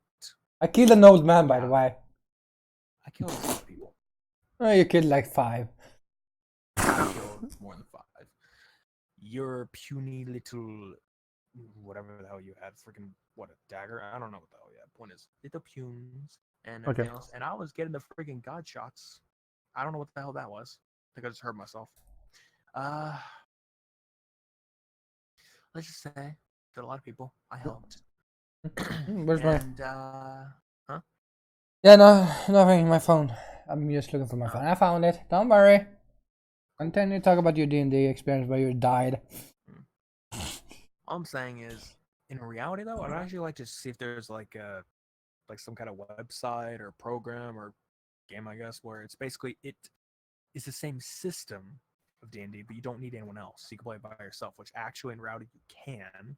That is a thing you can still do anyway, but I don't have my own campaign, and I don't feel like re-rolling a character just for it, or using my own. But regardless, is a thing. You can do it yourself. It's fun, but you can do it. I just like basically something that is like generated in a way, like a generated type of like thing to do, and you could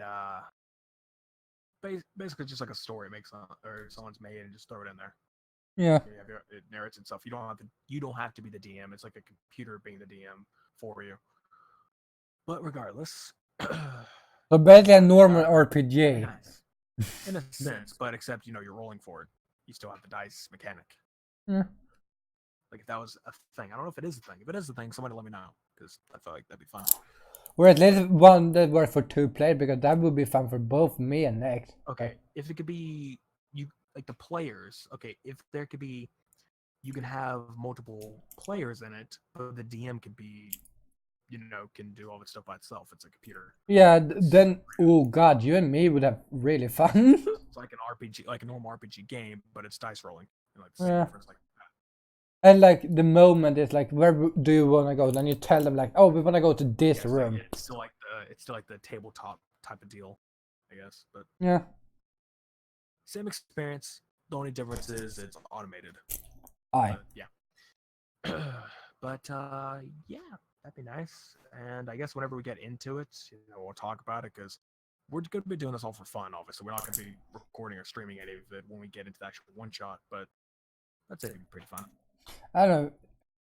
True may stream everything from his side because he's the DM. I imagine no, because he said no. Like I mean, I mentioned to him. I said, I said like, is this mainly just gonna be for fun, or how's it gonna be? And he said like, this one's mainly gonna be for fun and to get everyone into it because not everyone knows how to play it. And down the line, after we're done with this one, then maybe we can do something with it. Yeah. And talk about game. Talk about games and board games. I want to go into the topic above the D&D one then, because like, as you know, people that knows us knows that we love gaming a lot and anime and movies. We love a lot of stuff. Let's just say if you could be a nerd for something, it's us. Yeah. But basically, when we were on board games and stuff, it was like I watched Jumanji, the original one. Was it 2 days ago or 3 days ago? I still like the new one, and of course I'm making another one to it, but I have not seen the new one yet because I'm wanted to see the OG one first. But yeah, so basically, if those who haven't seen, definitely want to get the Easter eggs. Yeah. But if you have not seen Jumanji, it's basically a board game. A really fucked up board game. For those who wish to leave their world behind, I believe is what that is. Yeah, and I'm like, but here was because I started thinking because I was thinking about SEO at the moment. Also, was like, what would be worse? Like, what would be the worst case to die? Because like in SEO, you had what was it called? The first one, the nerve gear. Yeah. And that's like, if you died in SEO, you died in real life. Like you got a shock to your brain that fried it. You know what really sucked though? You just die from medical causes. You're in a hospital. I mean, most. Yeah, but they mentioned that in the anime also. Like, how many years is they gonna survive if they don't get out of the game? Like, I know, but I'm saying like,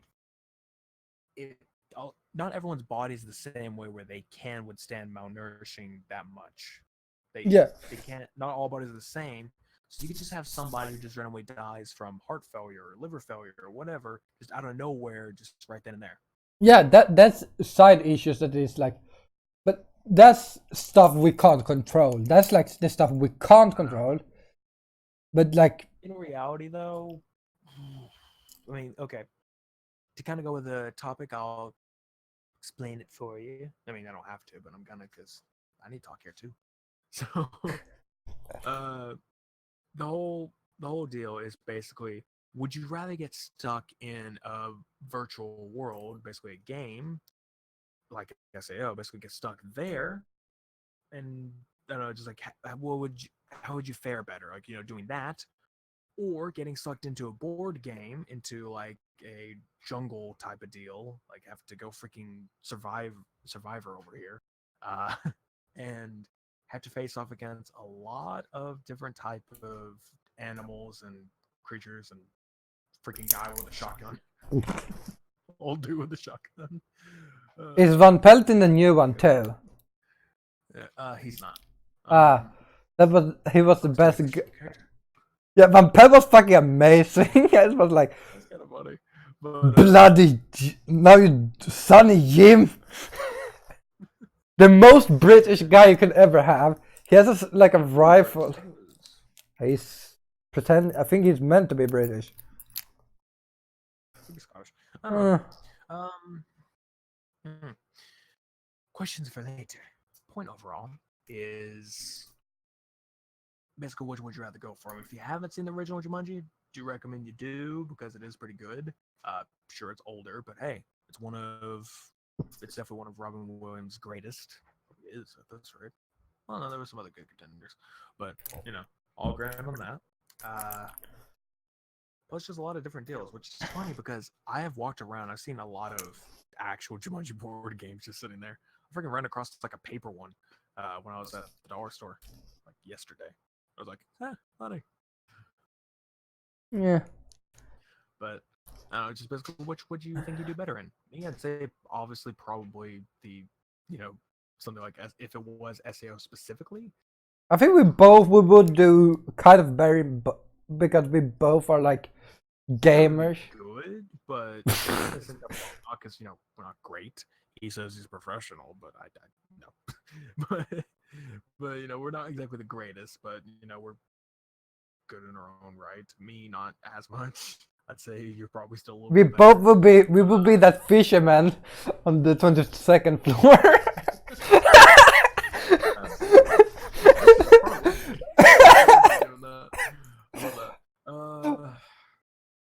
But I mean, honestly, it's just something that probably be easier because obviously you have system assist in a sense, like that kind of helps you in doing stuff that you normally can't do. You don't have to rely on your own strengths because you have stats that you can boost of yourself, of your character.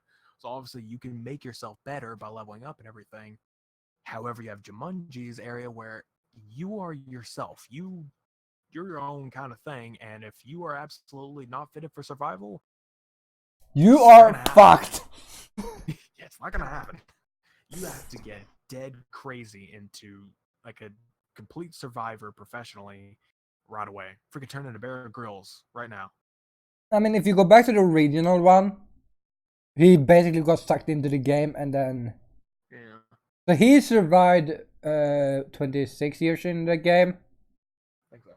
Yeah. And that's the thing. He survived the game for 26 years because he was stuck in it. Because the bitch leaves. Surprisingly. Right, yeah, I'll tell you this. I'll tell you this right now. My beard is very close to that. I have not been doing very good with it.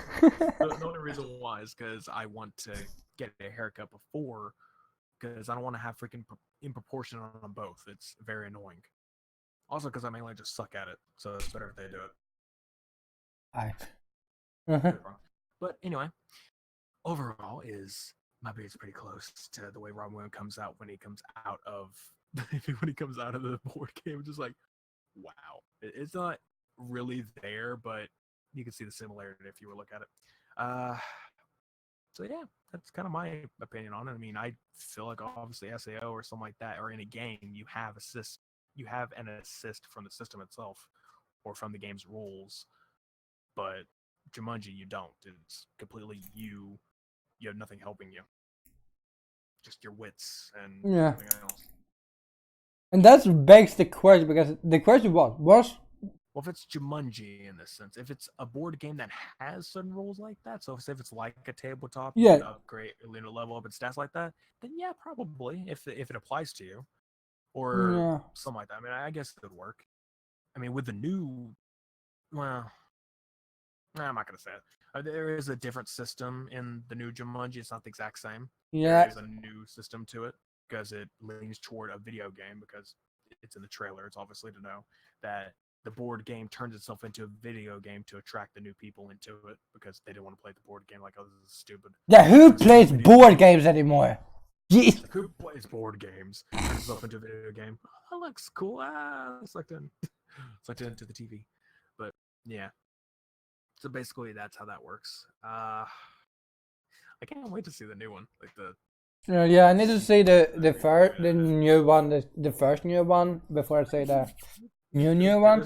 There's some like kind of cringy moments, but well, I mean, it's Jack Black and The Rock. What do you expect?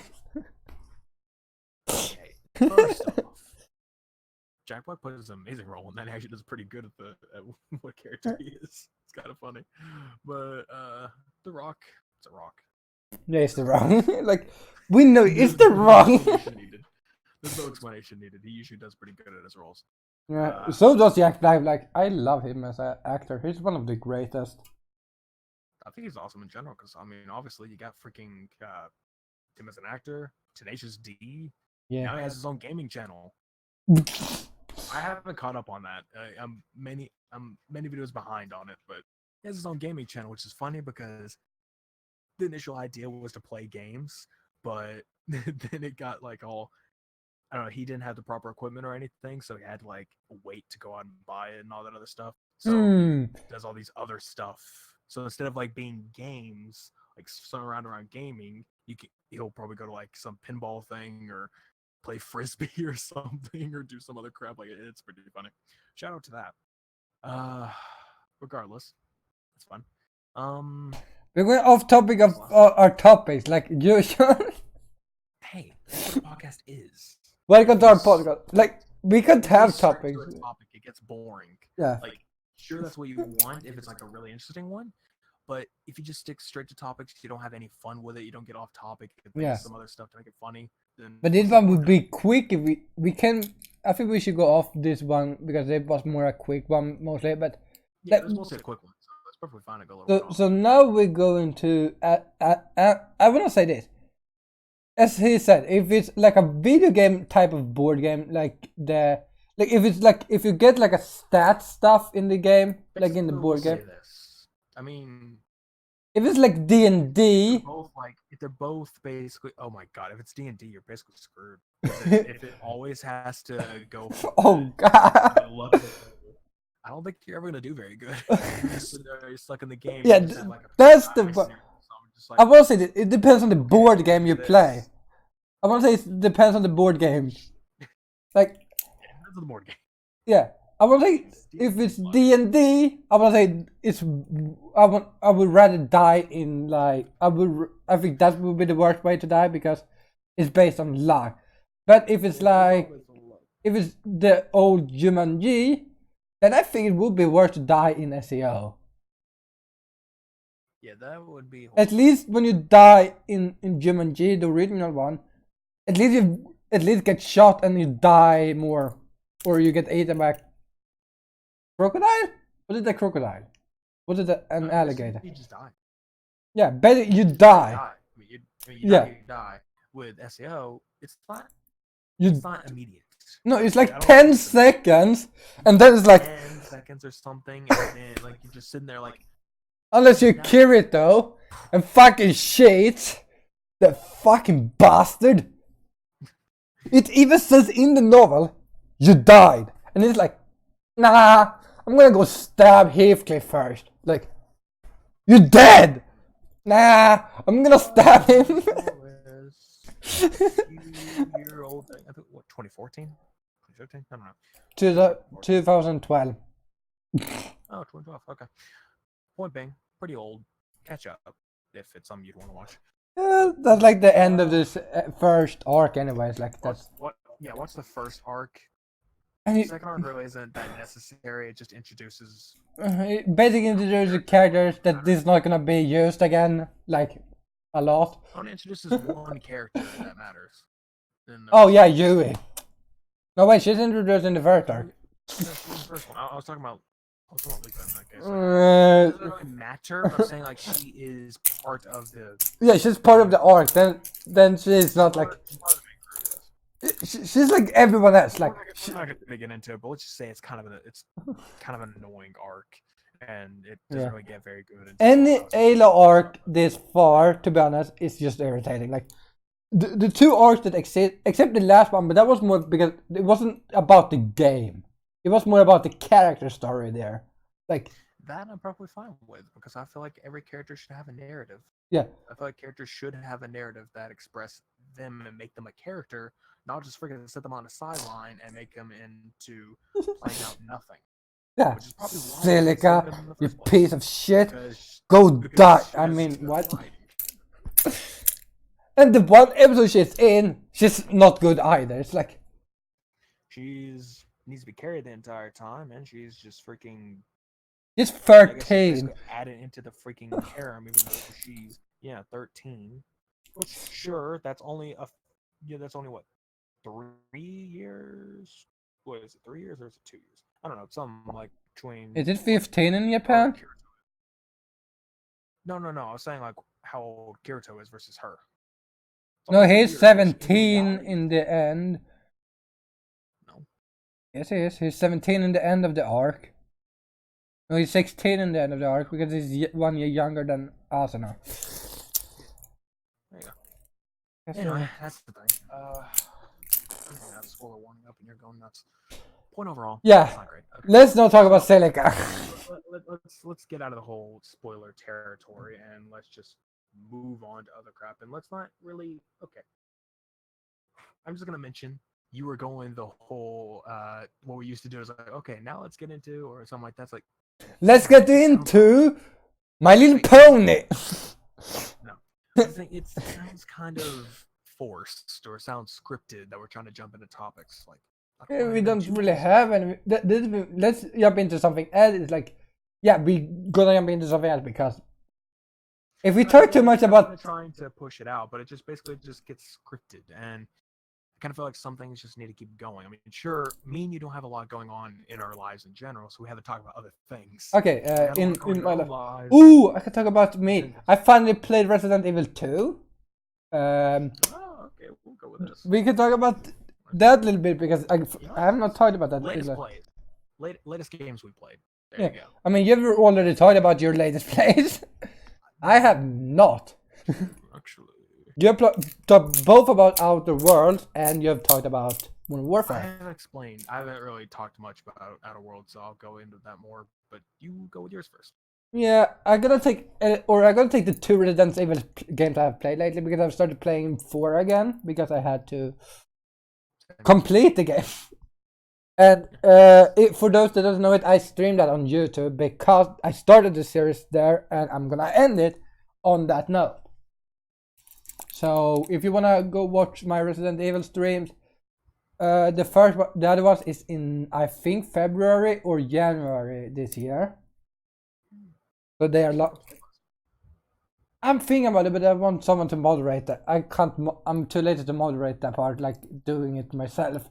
So, well, it's not hard. Just freaking go. I know. Just okay. You can go to your creative studio and search Resident Evil 4, and there you go. Well, but all your videos. But yeah, lately I have been playing like the story again because I want to complete it so I can buy Resident Evil 5 because I don't want to buy it until I have actually completed the Resident Evil 4. Somebody should told me that. I bought the bundle. I bought the 4, 5, and 6 bundle. I have 6 already because I bought it a long time ago. I bought the bundle. So. Yeah. So and yeah, so let's talk first about Resident Evil 4 because that's the latest I've done. And so, but yes, I think it was yesterday or 2 days ago. I think it was yesterday. Let's go for it. So I was fighting Salazar. Oh god, that fucking bastard. So basically, he decides to morph in with a flower, and you sit there like, why? Why did you do this? Why did you even bother?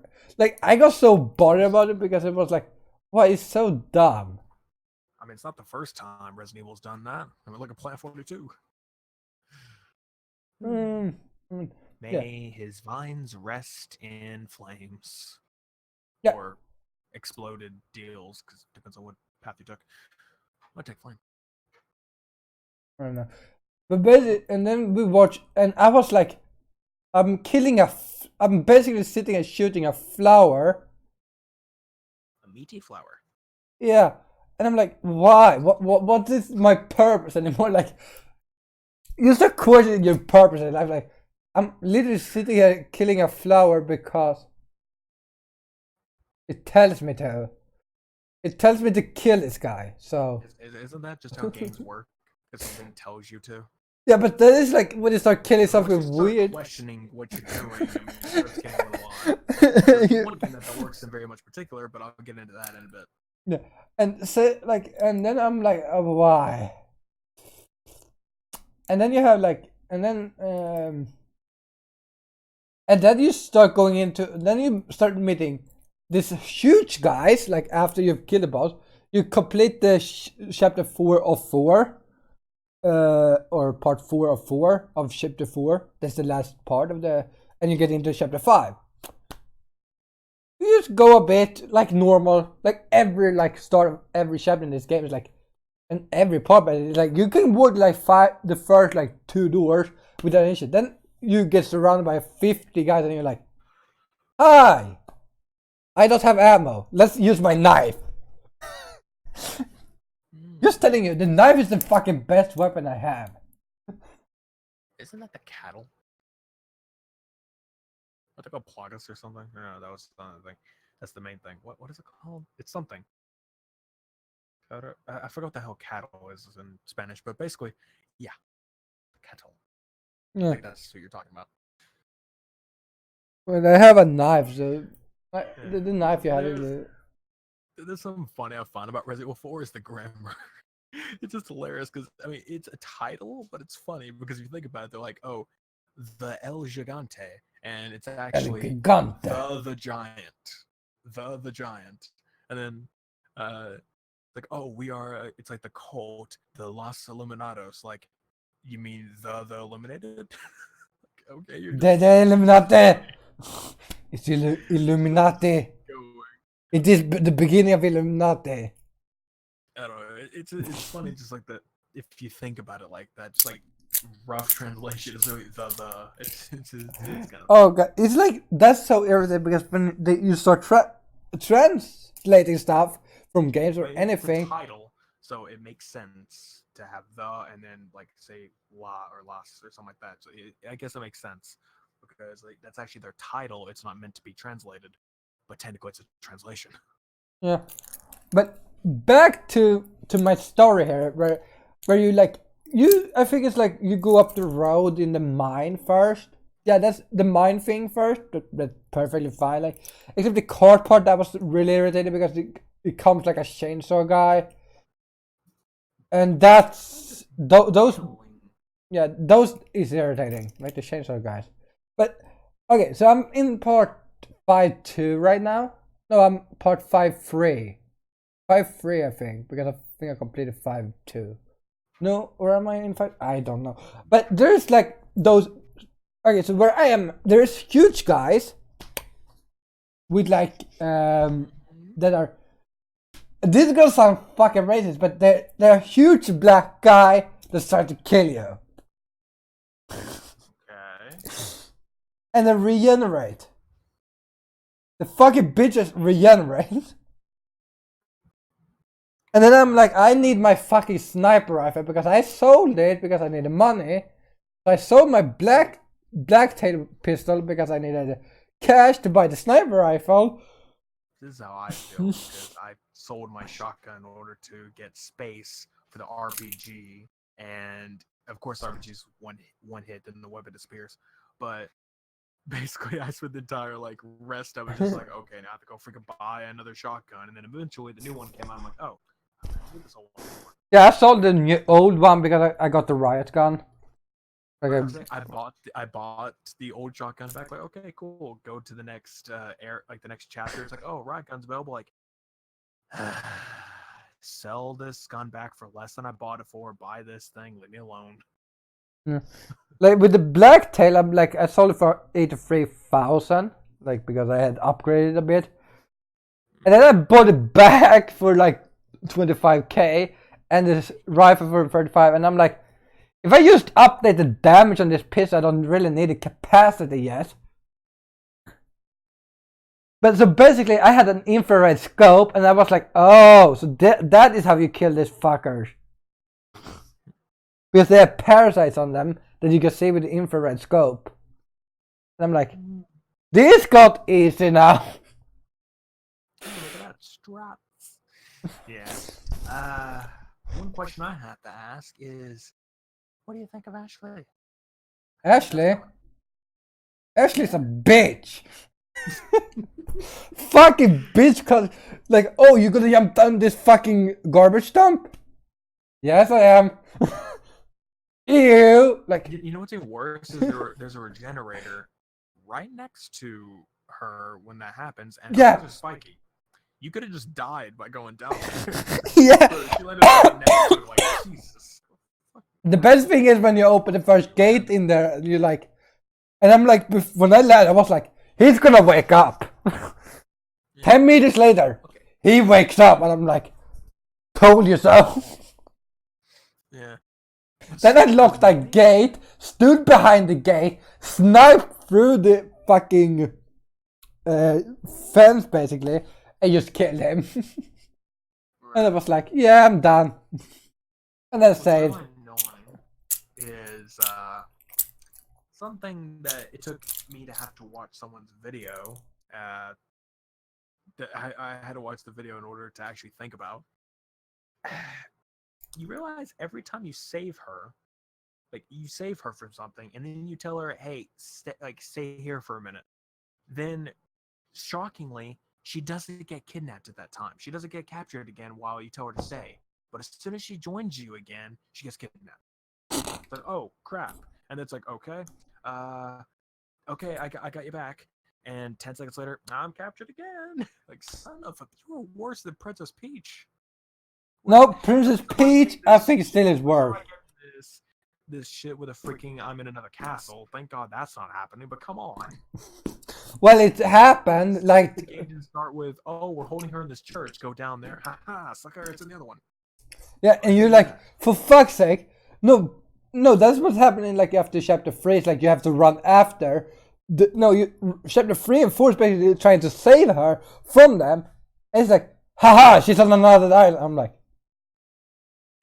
for fuck's sake, can you let me just save her and get out of this fucking place? I'm tired of zombies. You're gonna love. All I'm gonna say is, I feel like it's deserving and funny. Also, it makes no. It's a good thing he said. He made he said what he did, but I feel like you're gonna find it funny what she says in the end. Yeah. I'm gonna probably complete it in like a 2-3 stream from now, hopefully. Yeah, I find her last bit of dialogue kind of funny, but mostly because of what Leon says. I mean, he doesn't really say anything funny. It's just his response makes it that way because it's just like, sucker. Well, on to my Resident Evil 2 gameplay. That was like that I decided to go against Mr. Nexus advice. He was like, don't play it on the hardest. I'm like, so you say I should play on the hardest? He's like, no. I told him not to because, okay, here's the thing. We're not going to say what happens, like, you know, how you just did. You were saying what happens every step of the way because this one is like Resident Evil 2 in a way because it's much different than their. So yeah, if you say anything about it, it's going to be much different. But yeah, the point to go for is the hardcore mode or whatever. I think that's what it's called. Basically, yeah. hardcore. Yeah. So in the original game, because it was back then, we used ink ribbons to save. It was traditional. It was a good way to go. However, the only way to use increments in this game, which I do find it cool that they added that option, is in hardcore mode. That's the only way you get it. When, of course, back then we could do that in easy, so we'd still be doing fine difficulty-wise. He gets the worst of the matter because he gets the hardest enemies, and he has to use increments to save. And I don't have ammo, by the way, guys. I don't have ammo at the moment. Also, I'm pretty sure you don't, and I'm pretty sure assist is not on there, so you can't use any type of assist. You're still on standard, so you can't screw. Yeah, but here's the other thing, though. So basically, this video should be up by now. I don't know if it is, but it should be up by now, as I uploaded it today. Does it seem like it's uploaded? Wait, I'm gonna. Videos. Yeah, it's up. Claire, right? Yeah, it shows Claire because, you know, cute girls over the cute guy. But bro, Leon. But I'm gonna say this, like I think I sat like 1 hour in total. I just run around trying to figure out what to do. Just to you because I can't I can't show it on stream at the moment because I don't have a way to. But keep going. Yeah. So basically, like 1 hour of the stream, I basically run around trying to figure out where the fuck to go. I think I can get to where I need to go without even have to do killing all the stuff that is in my way. How can you not love that face?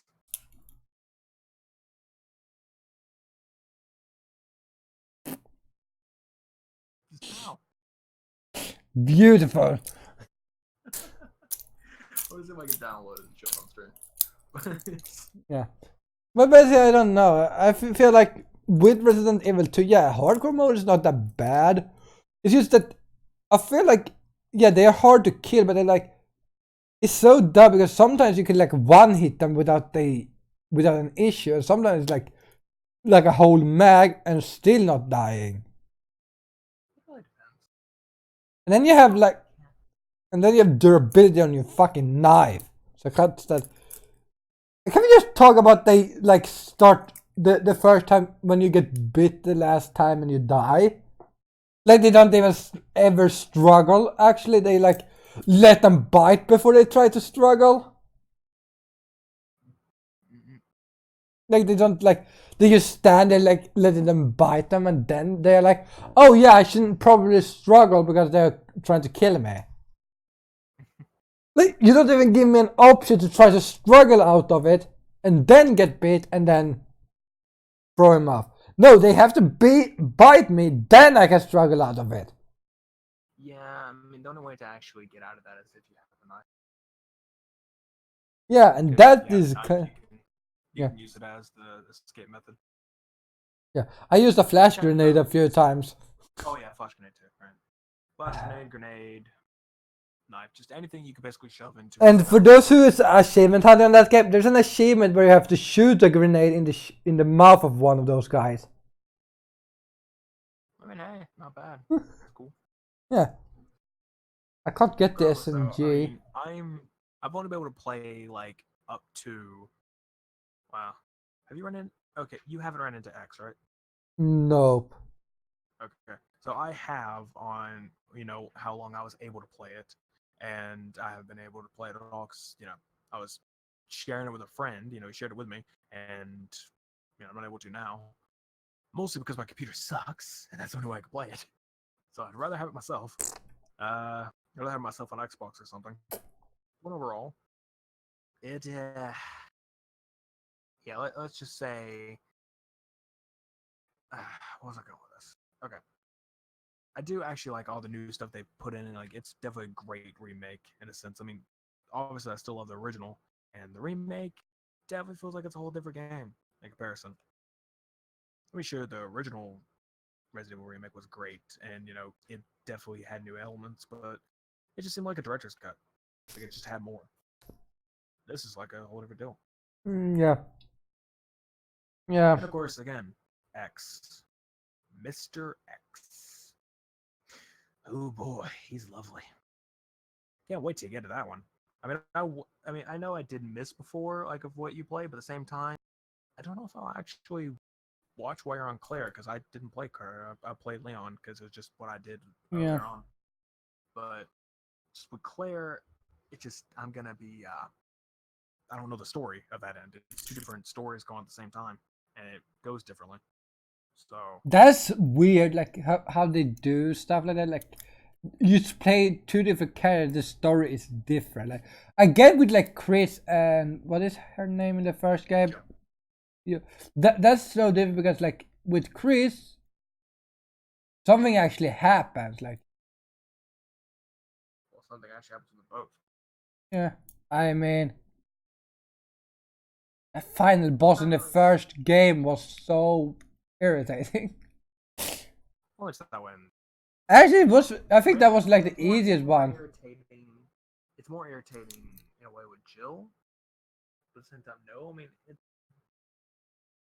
there's different ways that you can go around. I mean, with with the first game, you know, it's either it starts with Jill and uh, Chris is locked. You know, it's basically locked in a cell the entire time. It's the same thing happens if you're Chris. That happens as well. But also Barry is just nowhere to be found in that one, mainly because it's basically you have a companion in both. Jill has Barry, Chris has Rebecca, which Rebecca's cool. Uh, yeah, there's all that. And of course, with the second game, before it was, as I mentioned to you, the system was say in Leon's deal, there would be a machine gun and a shotgun. So you could pick whichever one you wanted, and whichever one Leon chose, if you play Claire later, that's the only one Claire can pick is whatever you didn't choose. Now it just has its own set thing, which is kind of how the original one went anyway, because you know Leon gets a shotgun in the beginning in the weapons vault, and Claire gets a grenade launcher. Yeah, I think it's like that was probably like you're meant to play a certain way with the characters. Like with Leon, you are more brute, but I think Claire's the smart one. Well, I don't know if it's like the same system, but you know, in the first one, it was that Jill had more inventory slots and could use lockpicks, but she had lower health, while Chris had more health, Less but less space. you know he had less inventory space and he got a lighter. Also, he had to freaking whatever it is. He had to find small keys for stuff he couldn't lockpick, which made the game harder. So Ooh. Chris is definitely a hardcore way to go, and I used to stream that, but I don't do it these days. Uh, May get back into it, but I Yeah. feel like the Resident Evil will be a better thing to go for first. Anyway, I don't know how this new one goes in that sense, but regardless, I think it's gonna be. I think it's a good game Yeah. so far for what I played, and I would like to actually play on Xbox. I may have to restart either the hardcore mode or restart the whole game because I don't think I can do it without ammo or a knife. Like, I think just like, I mean, if you really have to, I'd say just start over and lower it a little. Just like lower it to the difficulty below that. yeah, I Just made. autosave and just and then just like beat up to the point you're at now, and then Yeah. so it's not technically a waste. I mean, it depends if I can do what I think I can do. I can probably not need to stream it because I kind of break the game because, like, here's the thing with codes in games when they have like a limited amount. You can just sit and try everything because you know it's like, in the end, I'm gonna get it. If it's like one of those where it's like 1 to 9 codes, those are harder to break because it's like a lot of different combinations. But when it comes to like the locks in Resident Evil 2, you can just sit like you can start with the first one being the one that goes around the whole time. Then you put the middle one and the last one on different. Like maybe you switch the middle one every time you have got on one turn. 3 does give a lot of combinations. Yeah, but if when you have like only like 10 different letters, I think it's 5 letters actually. It goes pretty quick to go through them all, like all the combinations. I mean, it's just a lot to go for. But regardless, I mean, yeah, that is a thing you can do, but kind of feel like it's this watered down experience. Just wait until you get to a point where it tells you. Yeah, I think I could have found everything, but I think it would have been so much fucking. Thing is, I don't waste time. I do everything fast and quickly. It's a waste of a time for me, is what I'm saying. Like going through and trying different combinations, that's a waste of time. You're just sitting on one thing rather than trying to go on ahead, which you probably would have found the letter in the next area. Yeah. So it's better just to keep going. Well. Once you get to Mr. X, you're not going to be able to sit around. You have to constantly move. We're good for him. Well, I'm just saying, because he's a extreme pain. He's much better in the original, in a sense, like trying. Oh, okay, it's not that it was better. It's that in the original, you could actually kill him for a time being. Like, if he had a lot of health, but if you killed him, he would disappear, and you could move along and do some stuff for a little while, and then he'll come back. But with this one, it takes a lot of ammo to take him down, and he'll just kneel there for about 30 seconds or a minute or two. And then he'll get back up and start moving again.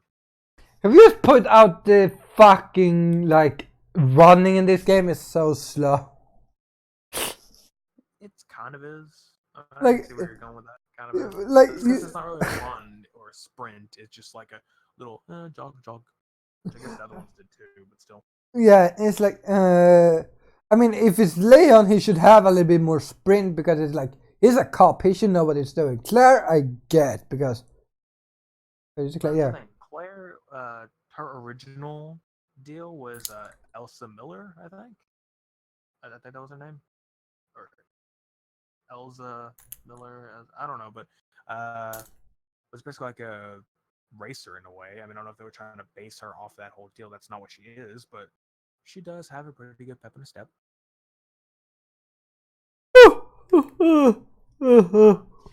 Regardless, good game. Yeah. Well, over to you then. You want to talk a little bit about the Outer Worlds? Yeah, a bunch of other like little tidbits what I've been going for. Yeah, I mean, I mentioned Outer Worlds earlier. I'll say right now, I mean, again, with before we're mentioning the Crap Fest with Bethesda, and I was mentioning New Vegas made by Obsidian, same people made Outer Worlds, and so far I'm actually really loving the game. I mean, there's a lot of good moments and everything. I mean, I haven't gotten too far. I've gotten off the planet that you are first at, and I went to like some, I don't know, ship place. It's like a huge ship that has like it's like a neutral hanging ground for everyone. You know what I mean? Like, not hanging, like, you hung. I'm saying, like, natural like place to hang about, or just like bars and shops and stuff like that in there. So just like one of those areas. And I guess Inn's hotel, whatever. But there's all that, and what is it? So basically, in Fallout, you had the Pip-Boy and you had the VAT system. In this, it's time dilation. So it's like, it slows down time while you're doing everything.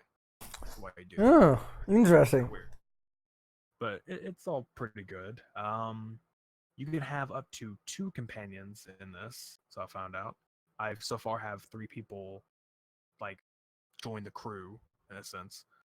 One of them I actually quite like. I think it's actually, I don't know why, just like an endearing character, I guess. Yeah. Was it the guy you talked about earlier? Huh? You talked in SFC. You talked about a guy that wanted to join you. That could do everything. Run. Oh no, that was another one. That one I found funny. So there's this one character named Felix. It's just funny. Like, okay, I joined. It's basically when you get to that one ship I'm talking about, and like you meet him there and you can talk to him for a second, and then when you come back to your ship, it's like, so just wanted to ask, could come along or anything, like, and it's like, okay, you can ask him to explain himself. You could just be like, okay, you're already hired, or you can let him explain himself. And if you let him explain yourself, he'll just have this whole. He literally wrote down a speech on a letter, and he's like, hold on, I have this speech I wrote down. Let me go for it. You can just like let him talk and let him do it. And he's like, oh, I'll be useful for you if say you need help in a firefight, or you need some guy who can help you drag some bodies or whatever. And there's an option after saying all that. He's like, firefights, dragging bodies, like drug stuff. Like, what kind of ship do you think I'm running? It's funny that's an option. Like I didn't choose it, but it would have been funny to pick that. Oh, God. I'm gonna go back to the game and do a jerk run, and that'd be some I pick. Uh, What are you thinking? I do drugs. I don't kill people. People just fall over on the bullets. I don't shoot. They die falling on the bullets. In the air. but the endearing character is named Parvati. I think that's how you pronounce that. I don't know. Parvati? I don't know, but you know, she's pretty endearing. Is all. It's just funny. There's like a whole quest system where you're just trying to get her to. It's basically like there's this whatever like female lead mechanic or someone. She like runs the ship in a sense, and she's interested in her. Don't know if she's interested back. All that crap. It's like a whole quest trying to figure all that crap out. You basically take her to a bar and have to have a conversation. Like with Pravati, just have a conversation about that crap. I'm like, okay, this is great. I don't know why, I just find it funny. Ay, ay, ay. Viva. Bibidi bobbidi bobbidi ba. I don't know, but it's a lot of stuff. And what was it? It's not a funny bit. I don't remember what it was. I don't know, but not the character. And there's this other guy, a Viker or something. As I said, Viker. It's just like some guy who's like for spiritual deals or sort of like a priest in a way, I guess, something like that.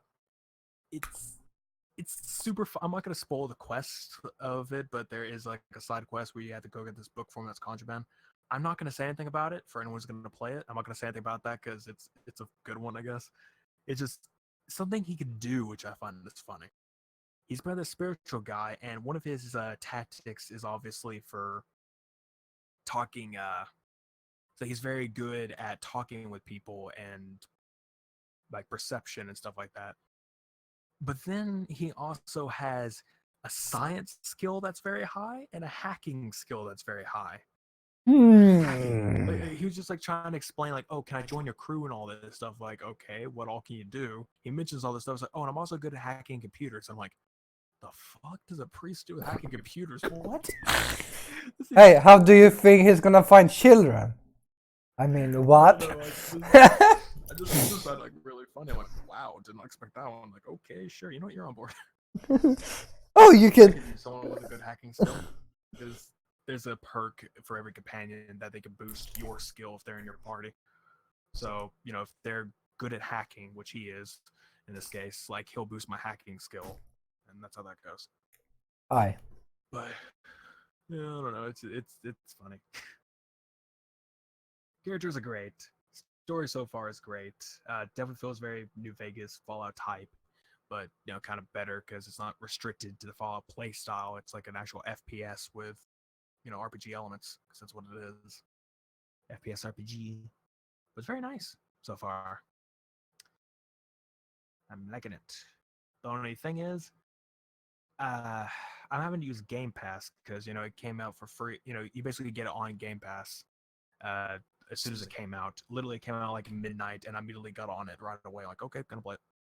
Yeah, and he streamed it, of course. Yeah, I streamed it right as I played it. I was like, okay, I want to stream this right away. Boom, and the problem is that my Game Pass runs out November 12th, I think, and I don't have the money to bring that back. So it's going to be a while before we get Game Pass again, and basically I'll lose the game at that point. So I don't know if it might come to a point where I might just buy the game. That's the point. It's one of those games I feel like I'd really enjoy to just keep playing. It's basically like how, I don't know, you say you've played Skyrim like a ton of times, right? Just about 500 hours. Yeah, we'll say that for me, that's kind of Outer Worlds feels for me. Like it's one of those games where I want to invest a lot of hours into. So yeah, it's one of the, like, I'm actually really enjoying it. So highly recommend that one. What games have we gotten into? I don't think you played that much else. You talked about Modern Warfare, and that was earlier. So Modern Warfare. I talked about Outer Worlds. Worlds. You have not played. It's not really something to get into because it's not really anything. But I'm trying to finish Gears 4 because I want to play Gears 5 because that came out recently. It's on Game Pass. I want to try to beat 4 and play 5 before my Game Pass runs out, so I can just play and go through that. Because I don't feel like I'd actually buy 5. Not that it's a bad game. It's just not something I would actually see myself buying for any sake, just for campaign or whatever. Not much else to talk about. I mean, I've gotten into some mobile games, but that's not anything to talk about. Yeah. Oh yeah, talk about I forgot that I'm playing a penguin game. What's that about? I don't fucking. So it was like I got a new phone. I have 3 phones at the moment. I don't know why. So basically, I was scrolling through games, so I was like, oh, I gotta download Blades. I gotta download. You know, I played a little bit of Blades, like the prologue, and then I just uninstalled it. It's not that it's a bad game. It's just I never sunk my time into it. So I'm like, there's no point for being my phone. And then I was like, Penguin's Isles. I'm like, what is this? It's a relaxing game. Interesting. Download. And basically, just like it's like just a clicker hero game. Oh. And in the end, it's like you need to wait to upgrade your island and your penguin, so you get more money to then later on get even more money, so you later on can upgrade even more. So I'm like, this is fun. Yeah, I mean, I'm getting kind of into a mobile RPG, it's called Orna, ORNA. It's kind of weird, I guess. I mean, it's a little different. It's basically the locations of the game is all based on where you are in the real world. So it uses GPS, your location. It doesn't obviously tell you location or send location to any of that. It's pretty much trustworthy. Okay, so you don't have to worry about that bit. But it's that. Okay, so in a sense, I'm trying to think all this crap. Basically, it's just that it's like a GPS thing. So you go like it's like having different kingdoms, different areas, and everything. I'm lucky to where I live to something nearby that that basically makes it a shop. I don't understand it, but I don't know. So basically, I have to go if there's some place. It's like something sort of commercial, I guess. If you like go to a Walmart or go to some like shop or whatever, some shopping district, you'll likely find things there in the game. Yeah, find a blacksmith or find a bestiary or whatever. Which I actually got a beast. Actually, I got a snake. The only reason why I got the snake was because it did 90% chance of attack. Everything else was like low chance of attack, while this one was 90%. Like, obviously, I want a companion that's going to be attacking the enemy with me. Yeah. Jeez. I don't know. I'm not very good at explaining the game. It's just you'd have to go look for yourself. Yeah. I mean, I would link it. I'll just say the link and just play orna.com. Just that. Yeah. Available on Android, iOS, whatever. Not sponsored at all. Say that now. Every time I have to explain this crap because people randomly think I'm sponsored because I'm talking about something. I don't know, something kind of relaxing for me to play around with. Just an RPG that basically feels like a clicker in a way because I'm constantly just pressing attack, potion, attack, potion. Most of the time I don't need the potions anymore unless I'm going to get somebody that's a way higher level than me. Found a boss today. Freaking golem. Like, I'm not facing that. Like, oh god, boss is so irritating in mobile games. It feels like if you play an RPG on a PlayStation or a PC, it's like bosses isn't that hard then. But when you get to a phone, it's like, are you serious? I mean, this boss, like, I think I'm like level 40 something, and this one is level 90, 4 stars, and I think my rating is 2 stars. But I have, I'm level 40, like 2-star, and he's like 4-star, level 90. I'm like, there is no way I'll do any damage to this guy. Even if I do, his health is probably gonna be freaking huge, and he'll probably be taking 90 hit points away from every hit, or 100 or something. Like, okay, I can't do that. That ain't happening. So I don't know, just random stuff to get into. Yeah. Random thing. I was kind of thinking of just doing some like casual stream or something, and then like on the sideline have that open. So I would have like a screen capture of it on the stream, just me like playing that in the background while we're also doing something else. But And when you do about like do like a talk where you see them talk, just talk, and but have like the game maybe on the side where you're playing, while you're talking and stuff. I mean, it's kind of a thing. Like I kind of do that, but at the same time, be something like a little bit active. So it's like doing like a back and forth in a way. Yeah. So it's like we're playing a game, but it's like a game where it doesn't exactly require all attention. So Maybe like we say you play Minecraft and go and you then start like doing a mob farm like that you need to wait for, and then you. I mean, it could be. Like, it could be something like I just wait for. Like okay, I can't do anything. I have to sit here anyway. So I just go over there and grab the phone and like have something on the screen, something like that. Yeah. Also, a game that I like to get back into is the Lifeline series, which is like a text RPG. But choose your own thing. It's just text on the screen, no visual.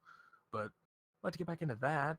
The only problem is if I was to stream that, it's one of those games where it's like, oh, you get to this certain choice, like this character will be back, and it's like wait, and you'll probably sit there waiting for like an hour or two, or sometimes even if it's like they're going to sleep or something, you have to wait like many hours before they respond again, but the game keeps going. It's like a weird real time waiting. Huh. I mean, it's fun, but it's much better in some of the games if you die, like if you immediately just get yourself killed, you can immediately turn on like fast mode, where it'll just like it'll immediately go on. You don't have to wait at all. It just immediately go. I mean, it works, but it kind of makes the game beatable, easier, faster. Yeah. Faster, man.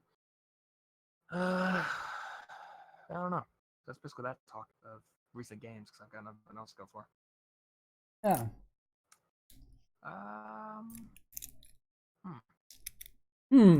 What else want to go for?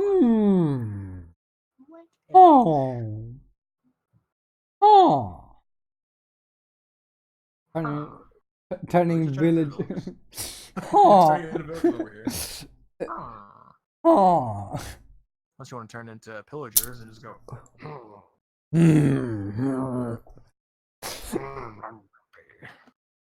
And then people's gonna be like, unsubscribe, unfollow, report, delete account. I don't know. Oh god. What I want to do on stream is play Minecraft, but I don't really know what. I mean, there's a lot of stuff I just don't really feel like getting back into. Otherwise, I mean, it's no reason why. Just don't really feel it. I mean, if you want to finish that our series our series with diversity, it's like, it's just a map, and if you finish it's not really that fun. I mean, it was kind of fun, but only because we made it that way. Otherwise, it's just kind of like meh. It's good. It's just I was kind of meh, whatever. I mean, it's a good map. I think it's like. I mean, it's like something we're still gonna have to finish it because I think it's like the first 2 things we did. I think we did 2 things, but like it was a little bit. We did like the space one, and then we did the arena. Yeah, I think we got it like the board one, but I think we're gonna get into puzzle. I think we talked about next time and something else. You want to do the parkour one? Oh yeah, it's the parkour one also. God, that one is where we're gonna be like, we got a fucking thing. But if I remember, it wasn't that bad of a parkour, but I can. Yeah. In Sky Factory that died from a 1 block jump. And it was not even that like fucking. It wasn't even like a jump up to something. It was literally a jump over a hole. Wait, I recently watched some folks that were playing Sky Factory 4, and I'm over here like, okay, they changed a lot where there's a lot of stuff you can't do, which I think in Sky Factory 4 they don't have chickens or anything like that. Nope, they have something else instead that you have to do. It just there's a lot of stuff in 4. I'm like, God, I really want to play that. Because you can't die. I mean, you can't die traditionally. You can't fall off into the void and have to go collect your stuff. If you fall down, you immediately, it's just like a continuous fall where you'll immediately go back to in the air and you'll fall and you have to just land back onto your base. That's it. Well, it's like, okay, so I mean, you can still die from the fall damage, but it depends on how low your base is. Yeah. Well, That seems nice. But around, I mean, I guess we could continue Sky Factory, but Yeah, part of me is like, do I want to continue in 3, or do I just want to say screw 3 and we go into 4? I can't go into 4. I think that's the issue with me. Because I could. I mean, I can barely run 3. Did you turn off all the stuff I told you to? What stuff? Yeah, I turned off. Rain animated, rain animations turned off. I always turn off that if I can. Water animation turned off. You probably don't even need water particles or lava particles. Don't really need those. No. Well, yeah. Oh, and the one where if it won't animate anything you're not looking at. I have fixed. I should have turned off everything. I should. I always do that. I don't know. I think the best way to go is get about 200 to 300. I'd say about 300 to be safe. $300. Go buy a GPU. Get me a good one. Get an NVIDIA. Don't you know what? I think I found a trash bag lying in the back of the truck. NVIDIA. Oh, you're gonna talk about the AMD stuff you have issues with. Jesus Christ. I found another trash bag. We missed one. Time to head back to the dump. Back to the landfill. I just remembered this one. So, okay. AMD. This was back in the day when I got my pre-built computer, and I was like, okay, I kind of want to upgrade this thing because it's not that great. It didn't have like a dedicated GPU. It was integrated. So basically to say it's not the big one you buy. It was the one that was included in the motherboard, in the huge freaking chip in the computer. I try to put in layman's terms for all those who don't know what the hell I'm talking about. But overall, at the time I asked people, what should I buy? Like, what is it I should get? Should I get or what model I should get, AMD or NVIDIA wise? Like, you know, what could I get?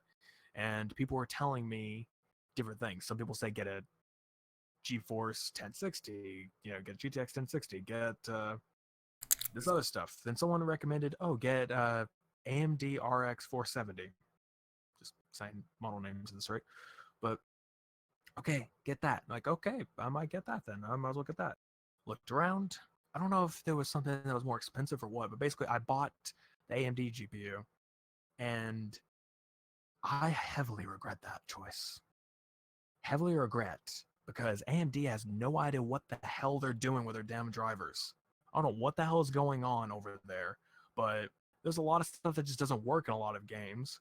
OpenGL is a API, like video API, so there's that. It does not work with crap, and AMD has said in the past that they will not support older games or make better support for older games and all this other crap. Like, why? What's the point in that?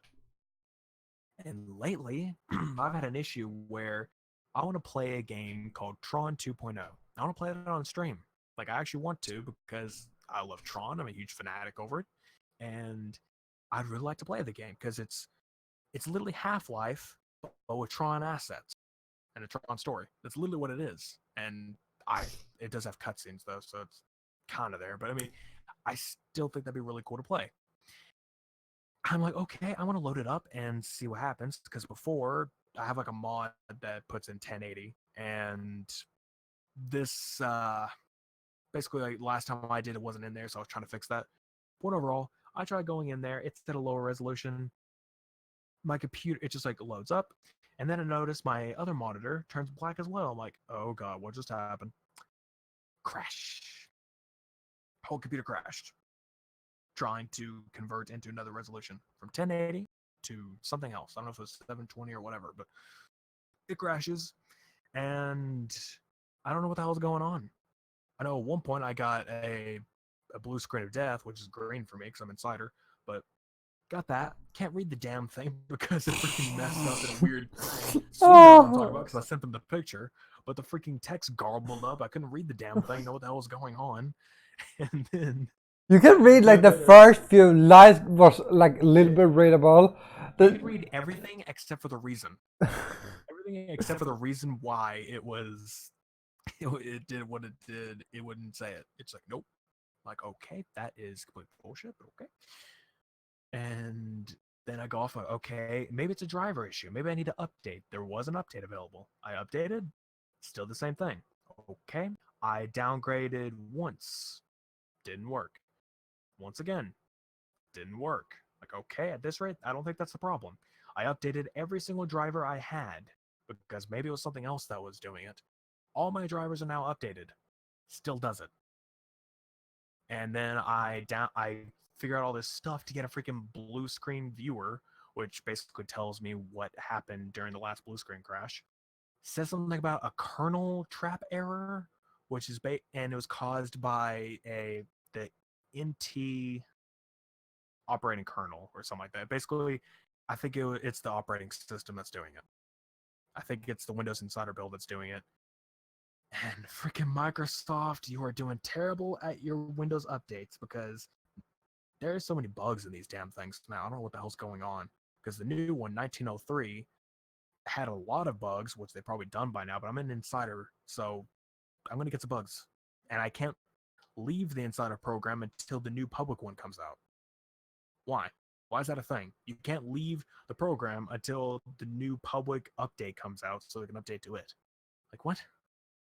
Just update to the current public. What's wrong? What's it going to do?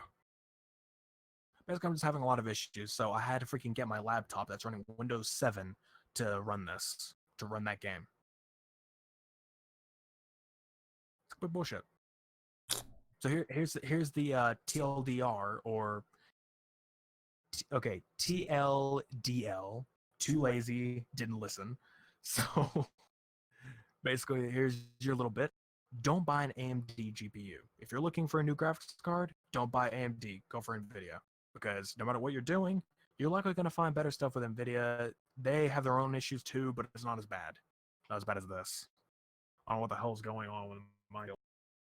It could be my graphics card's breaking, or, it's dying. I don't know, but it's still bull. It's still stupid. So yeah, there's my story. There's my hate. Thanks a lot, AMD. Stupid micro device. It's part of the name. Yeah. Get an NVIDIA. Cool. Is there anything to add to that? You check your chat. Yeah. Yeah, I went on a long little ramble there. Which oh, me. I mean, it's just completely stupid. I mean, how would you feel if you try to play a game that you know has worked in the past perfectly runs okay, no matter what. You try to play it, and now it just crashes your computer every time. How would you feel? I never have those issues because I think I had one game that started crashing, but I think they fixed that. But it was probably a bug in the. This is an old game back when Disney was known as Buena Vista. Buena Vista. Yeah, when they were back. Well, they weren't. It wasn't that Disney was known as that. It was its own thing. Like the Disney stuff like that was Buena Vista Interactive, and then it just all became Disney. Disney. So Disney's now a parent company, but no, Disney owns like everything. Okay. actually, no. Buena Vista was its own thing because I was also in the.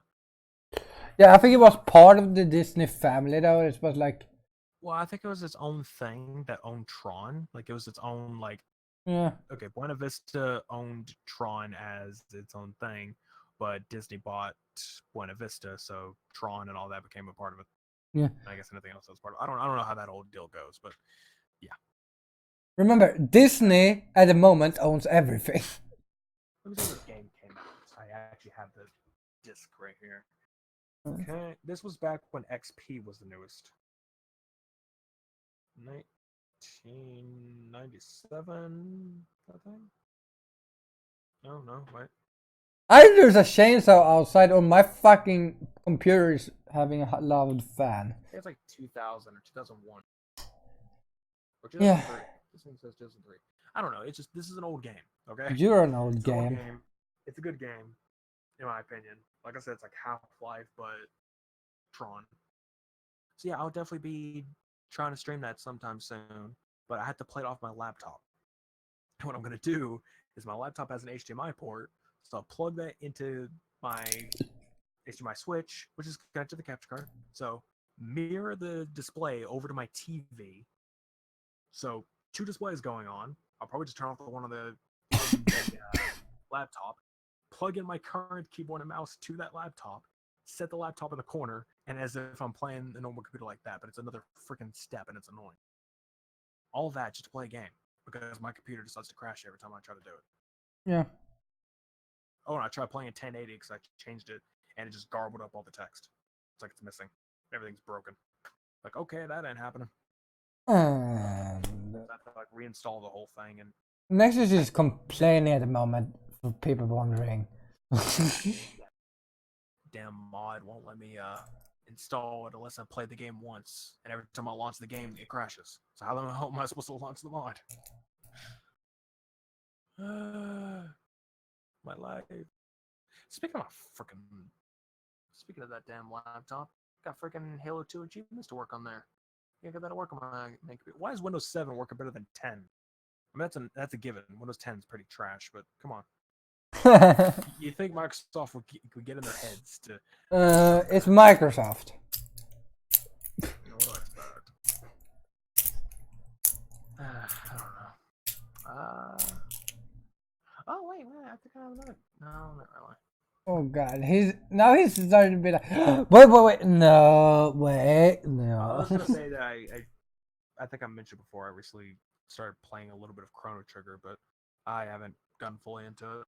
I just like beat the beginning part. Yeah, you mentioned that you played it, I think, on SFC, but again, if you're not that far in, like that's the thing, like this so. I'm not very far in, but it is definitely like it's one of the best known RPGs of all time. I mean, it was back from the Super Nintendo, and it's had so many ports, which. God, Isn't the latest port so hated because it was so terrible made? They ported the game up to It's gotten PC. better. I mean, the way that it works is that, yeah, the Super Nintendo, the only ones I know of, I only know like 4. No, I know 5. So the Super Nintendo one, it's the original. Then you had the PlayStation 1 port, which I don't really know how it did game-wise. I guess it was okay, but it also added like CG scenes. It added like cut scenes and everything to it, which I guess is cool, but and it has its own like little story to add into it. That's great. So if you like that, that's cool, but I don't think it really looked that great. Then you had the mobile version, which really wasn't that good. You also had the DS version, which is pretty good, except it's on a tiny screen. So if you want to see like, you know, big pixel, big screen, everything, not the way to go, but still good. And then you had the PC one that came out on Steam, and it was basically a direct copy of the mobile port, and it was horrible because it looked grainy and shit. And everything just didn't work right. Apparently they recently fixed that. So, you know, now it's fixed up, but it's, I don't know. I don't think it's still. I'm thinking, I don't know. Here's the thing, like, yeah, people who knows me knows I love JRPG, but I don't know if I want to get Chrono Trigger or not. It's like, I mean, you know me, I don't like overhyped games. Yeah, I mean, I wouldn't really say it's overhyped. In a way, I would just say that it's got a big fan base to it. Yeah, and kind of dragged me away from it for a while, but you know, I got it on the DS and everything. Like, you know what? I might as well play this thing. I mean, might as well go and check it out. people, and I'm like, I played it from the beginning, and I did enjoy what I was playing out of it so far. Like, it did seem very enjoyable, but I'm just not too far into it. Yeah, like me getting Spider-Man is not because of the fan base now. It's because I know from past experience myself is that Spider-Man games is mostly good. PlayStation 2. PlayStation 2. Ooh, do you remember Spider-Man 2 on fucking... Spider-Man 2, oh my god. I think I owned it on GameCube. I had it on PlayStation 2. No, because that's I think I had a PlayStation 2 and GameCube. When wasn't that exclusives back then? No, it was just PlayStation 2, GameCube, and Xbox, I think. Yeah, but still, fucking A. It that was great. Like, there's like I'm gonna expect that this is gonna be an upgraded version of that. Like you can do exactly the same things that you could back then, but like in a better style. That's what I. Yeah, that's the feel. Like it's like, oh, this game was great back then. We make a new version with new features, like you can do probably more attacks and stuff like that, because it's a new model you can work on. What I really hate in a way is how I'm not able to stream as much, because that is one thing I really badly wanted to get my first impressions out, because it is such a great game to me. I mean, I feel like it was basically the best game of that year. Was it last year it came out or 2 years ago? It was last year. Huh. But I feel like it was because I don't play God of War, so that wasn't really part of my system. But it just, that Spider-Man game was really great in my opinion, and hell, it was so good that I literally bought the freaking DLC, like the entire DLC pack. Yeah, I'm gonna get the DLC pack now when I buys the Game of the Year edition. Yeah, it's like 25, by itself. You get the DLC bundle. It's like, but I only pay like a $10 more to get both the game and the DLC. That's not bad. But still, like I said, I really wish I would have got the first impressions down, because those were good impressions for me. Definitely, if you would have saw me that way, I was like extremely giddy and freaking enjoying the hell out of it and going nuts over all the different stuff, and the freaking story plot got to me. I'm like, oh my god. So basically, I'm gonna force Nexus to watch my streams. You're gonna have to watch my stream tomorrow. Is that when you're getting it, or what? Yeah, or today. Actually, today. Well, for us it's today, but we say tomorrow because we are dumb. People, if you wonder, it's today for both of us, but we say tomorrow because we are dumb in that way. Because we're like, well, we say tomorrow because we go to sleep and then wake up, and even though it's still the same day, we say tomorrow because of that sleep. Yeah. It's kind of habit, I guess, for the both of us. Yeah. It's definitely one for me where it's like, I say tomorrow. Yeah, we both have done that, and we like say that. I think it's more the idea that you have not slept yet, so the next day is after you slept. Like in reality, it's not. It's when after 12 a.m. Hey, man, time is relative. Yeah, but 12 a.m. is the reality of where a new day is. But for your mind, is when you go to bed and wake up again. Even that's the thing. Like I said, it's the next day somewhere in the world. Yeah, it's high noon somewhere in the world. I mean, for right now, what is it? In Japan, it's 12 hours from now, or is it 24? Yeah, for you it's 24, for me it's like 7. It's like midday there, I think. Midday over there, or it depends if they moved back the clock or not. If it was 24, then it would literally be 3 in the morning for them too. So that makes no sense, actually. No, 24 make no sense. Let's be 12. The 24 hours, it would be the next day, but it would be the same time, and that's just not how that works. But they are almost in the new day. But we go to bed when the Japanese go to bed. As soon as we go to bed, they're awake, and it's in the day. But and that's why when when it comes to jet lag and having to travel, that's the one thing that would kind of suck. Is you have to go, say, from Japan to America, for example. That would suck, especially if you went over the other way, because that's many hours. You have to count. I have never asked someone what's worse is to fly to a country that's ahead of time or back in time. Like, which way is gonna get worse? Yeah, but but which one is worse? Which one gonna get you worse? Because like flying forward, it depends on how many. I mean, if you fly forward, you skip a lot of hours. Like you can, if you go to Japan, like from where I live, it's like 7 hours. Forward because you probably arrive like in the afternoon or something, and it would suck because you're basically just going to skip your whole day, and the schedule there is going to be screwed up because you probably want to go to sleep from the ride over. But if you go from me now, but if you go to United States now from where I live, it's going to be night. So it's like You can still skip the fucking day, so it's either you go ahead in time and skip the day, or back in time and skip the day. Pretty much. Either way, you lose time. You lose your day. You lose in time. Your day was spent sit on a plane, either watching a movie on a terrible screen, not doing that because probably some places don't offer that. Yeah. On your phone, or on a laptop, or some like other game device you got. Happens. But back to the whole Spider-Man thing. Spider-Man. Yeah, back to that. All I have to say really is that I was kind of upset in a way that it happened that way, which I mean, I guess it makes sense because mainly a lot of people don't want to watch something that they don't have, they've never seen, because it's like, they want to be able to get the game themselves and play it. So that much I get. But it's just when I was streaming Spider-Man, no one really came to watch, and it's not so much that because of the views that I was caring about. I was caring because I just wanted someone to talk to it with. Yeah, and if you I need someone, at least one person, to and now ideas off of and conversations. and now when I have completed this game, you can start streaming this, and I will probably go watch just because. Yeah. And maybe it is a really good game. Yeah. I'm probably gonna think that because that's gonna be so amazing. Like again, the old Spider-Man game was so fucking amazing. It was like the best game on PlayStation 2. One of the best games. If you skip like Battlefront 2, because Star Wars was the best game back then.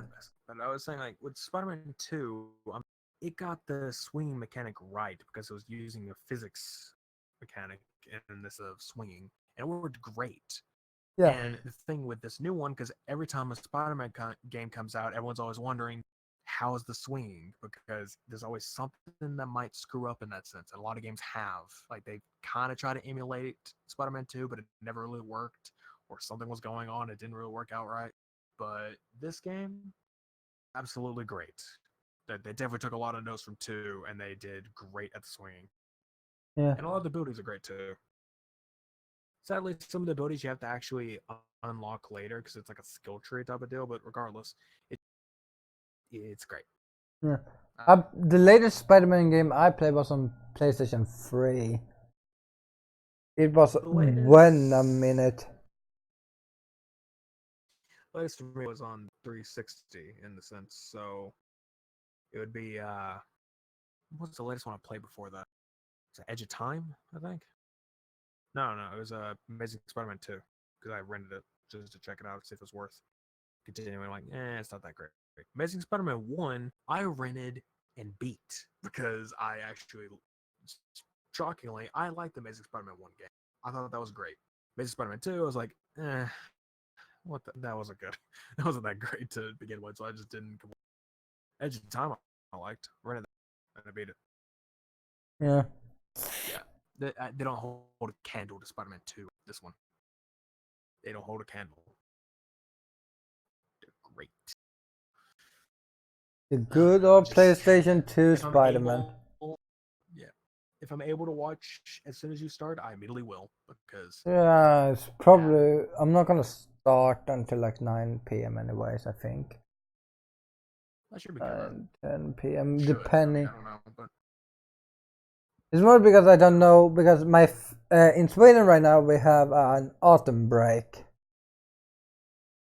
So we're break right now. So my friends I play with a lot probably gonna be online, so we're probably gonna play some Rainbow and maybe something else. There's gonna be a lot of that today. I can't know because I don't know yet, and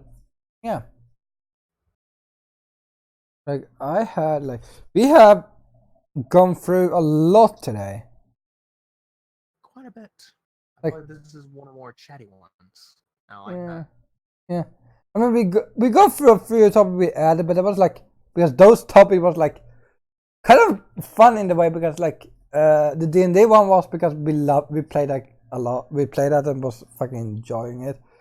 It was meant to go it was actually meant to be in the last episode, but I think I mentioned in the middle of the fucking stream was like, I think we have forgot the topic. forgetting? And like, no, I think we forgot this. And like later, and I was like, I think the oh, day God, after. I think it was the day after. I just like we forgot the D&D. I think I was the one who brought that up. Nope, it was me. I don't know. It could have been me. Oh, wait. I think it just got early. Oh, God. What are you doing? No. Stop. Random dogs attack. That's when the Fire Nation attacked. Oh, I love that show. Okay. The rendering just finished. What? Way ahead of schedule. It was way ahead. Like it just like I looked over and the bar was slowly moving. Looked back at the chat. Looked back over. It's like what? Nope. Here it is. Did we talk about the D&D session? I mentioned that. Oh.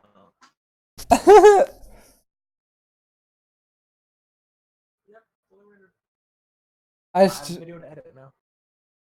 Woo! I'll have to do that tomorrow.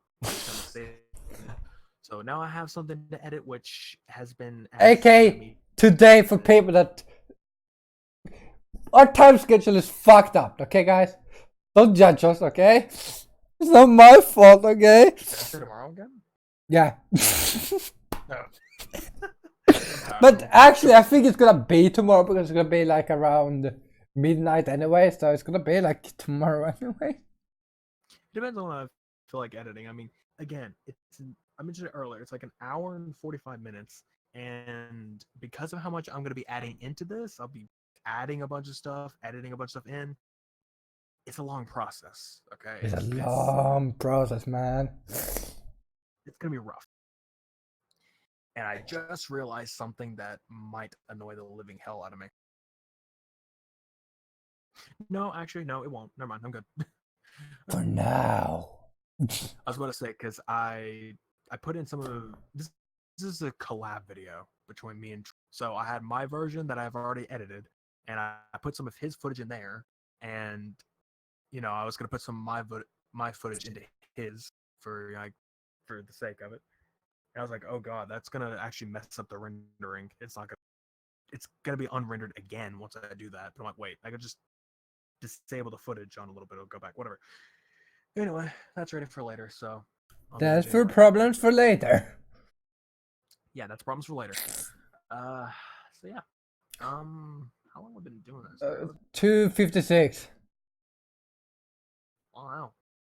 We were running out of topics early. Well, we could. 4 minutes early. Do we have? No, I don't think that. I mean, we could do one of the other, but that I think we could save to next week because I think that's like one of them. I definitely want to go into a little bit deeper too because I kind of want to as well. I mean, if we're talking about the same game, same topic thing.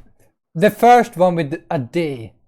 Is it the one we are thinking about, both of us, or are you talking about the second one? Yes. Whoa! Here's the thing with me and Nectar. We can think of the same wavelength. We don't need to talk. We don't need words. We're like, oh, we talk about this next time. Like, okay, I know exactly. I was like thinking next time. I was like, yeah, I know what you mean, because I'm like, I kind of do the same thing. I mean, I don't have much to say about it.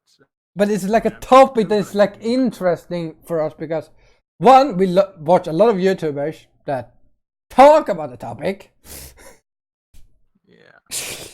Well, also, a lot is like one of the better games. One of the best games.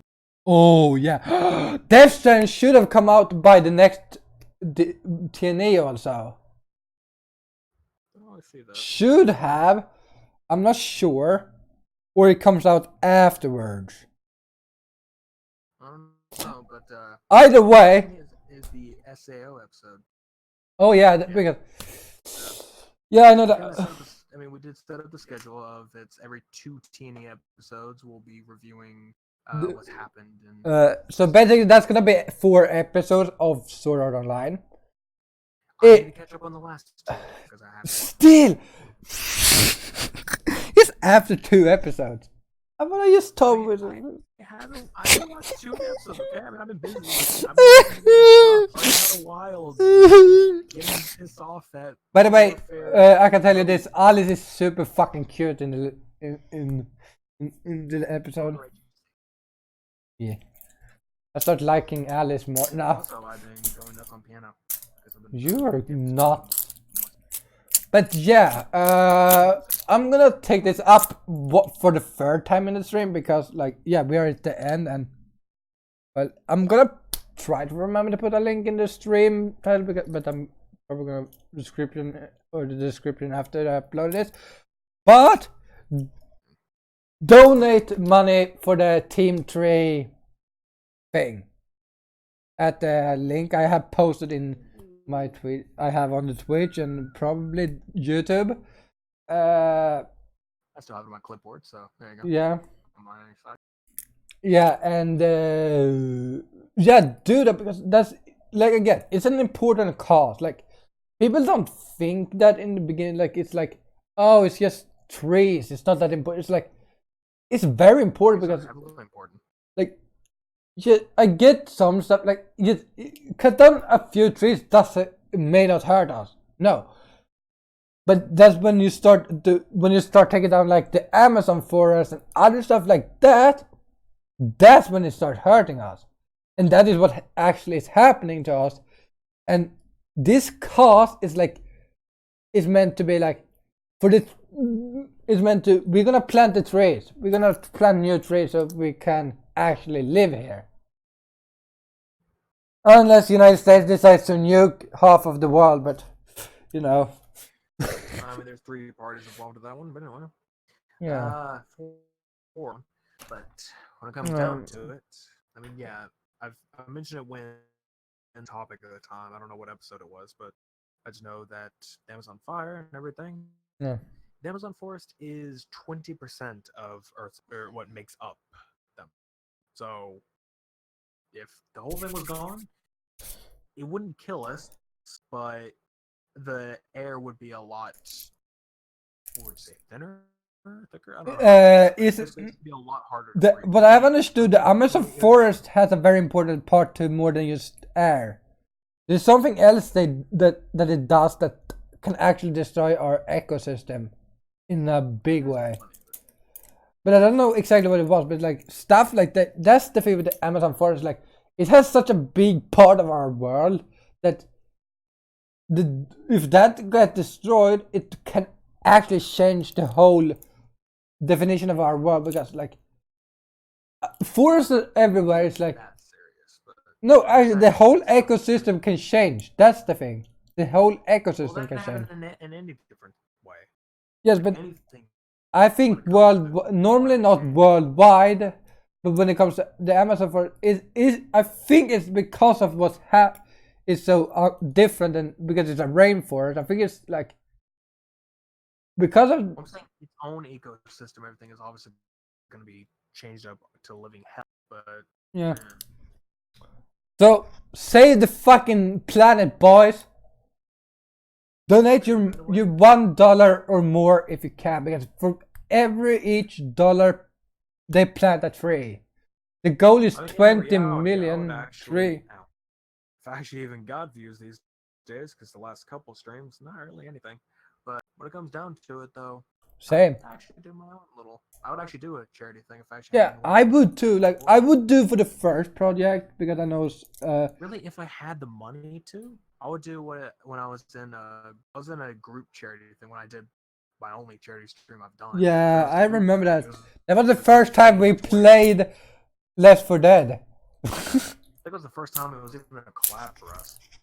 Yeah, that was the first time we ever played it together, and I was in a stream of his. Yeah, that was the thing, and yeah. Regardless, if I had the money, I would do something like that in a sense where actually, what is it? Kind of go with the basically make the t-shirts and everything like in that sense, like do like a t-shirt of this type of style. So basically, you would buy the t-shirt, all the profit go to them. That type of thing. Yeah. Of course, I'd have to pay for shipping, but that's what I mean. Have it to where I can pay shipping and everything. But yeah.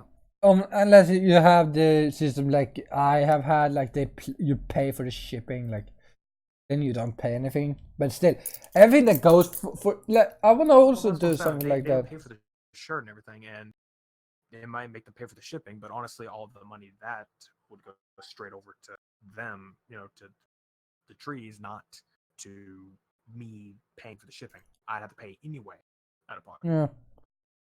I don't have the money for that. And I can't design worth crap. I know someone who would probably up for it, but I know a lot of people that would also be able to do that. The whole SFC. A couple of them, yeah, they probably up for it. But again, I'm not able to really do that. So yeah. Nope. And sadly, Nexus wouldn't be able to, but like it would also probably donate at least $1 to this cause that at the moment just. What is all that? I have already donated $2 myself because I had that money, and I'm gonna donate $5 when I get cash because I was like, I'm gonna donate more because I want to have like more cost, but there was that I had those money on the account back then, and or when I donated, then I decided to use those and be like, I'm gonna help this cause because I care about my planet, even though the people on it is stupid as fuck. Yes, this is the thing. We care about the planet. We're not too much of people on it, like, for some. Yeah, like, both of you can die, but please save the planet. It's innocent, okay? It didn't do us anything. That's not how I'm saying. I'm saying that, the chair. I'm definitely up there. The charities actually help out people and everything. Like the last one I did was for type 1 diabetes, I think. So that's obviously helping people. And that's fine and everything. Definitely fun doing that and any other stuff like anything really. But that'd be fine on doing charity stuff for that as well. But there's just a lot of other stuff where it's like, oh hey, help the planet, screw some of the other people, some. And I mean, I would go for like the first project that is going on where you help, where they build wells and stuff for people in Africa, like. That's a project I would stand behind too, because that's like a thing. Like, people don't see the issues in this world. That's one thing that kind of makes no sense to me. I mean, people don't understand the fact that $1 for these charities, just you yourself, $1, and if everybody did that, we wouldn't even really need charities because it'd be done. Yeah, but like here 6 billion, like 6 to 7 billion people. We are 7 billion in the world. Yeah. Well, plenty die, plenty be born. Point being, plenty of folks out there. All went with a $1. Pretty sure would be extremely golden on these. But, yeah. I mean, not everyone does that. I'm sure there's a lot of people who don't have the money. That's fine. Just share it around and see, and people will help. But still.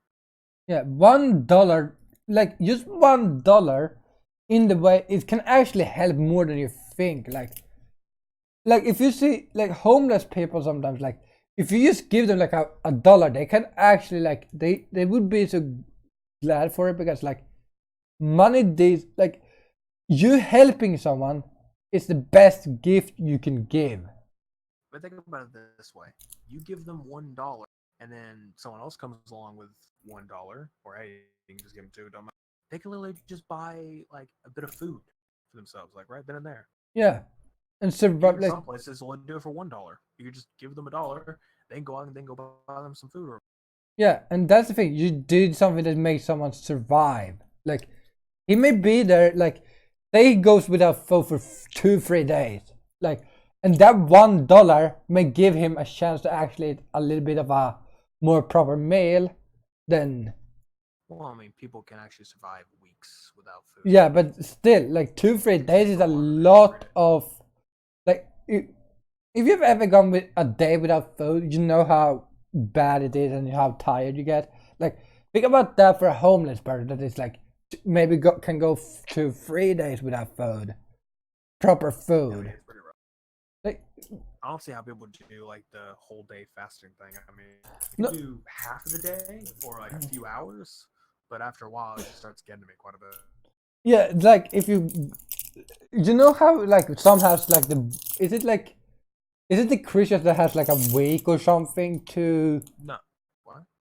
Yeah, I think some religion has like a week or a week. I know of weekends. I know a weekend like they can't eat anything, on the weekends. I think that bit is just they can't eat most things. That they can have like a little tiny bit of something else, but Yeah, they can have water. I don't know.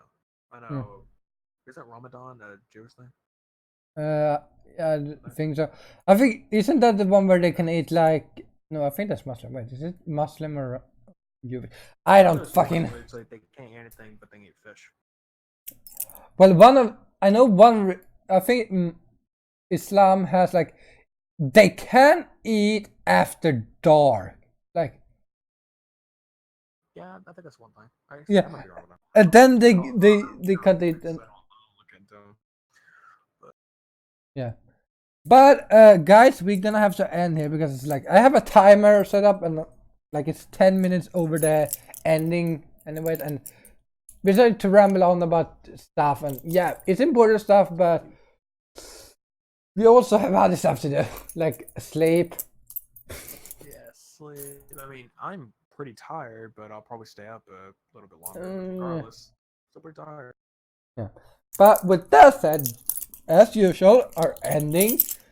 Check out our stuff in the description where his channels is. I have both his YouTube channel and Twitch channel. If you're from Mixer, head over to watch YouTube or Twitch instead and subscribe to either of us there and follow stuff like that. Yeah, because Mixer. I mean, me obviously, I streamed all three at the same time. Yeah. Mixer, but most of the people don't even really watch from Mixer. It's not a point to use it. I just put it there for if somebody comes around, and it's another platform. But yeah, that's what happens. Yeah. And check out our Cast FM thing. I don't remember what the thing was.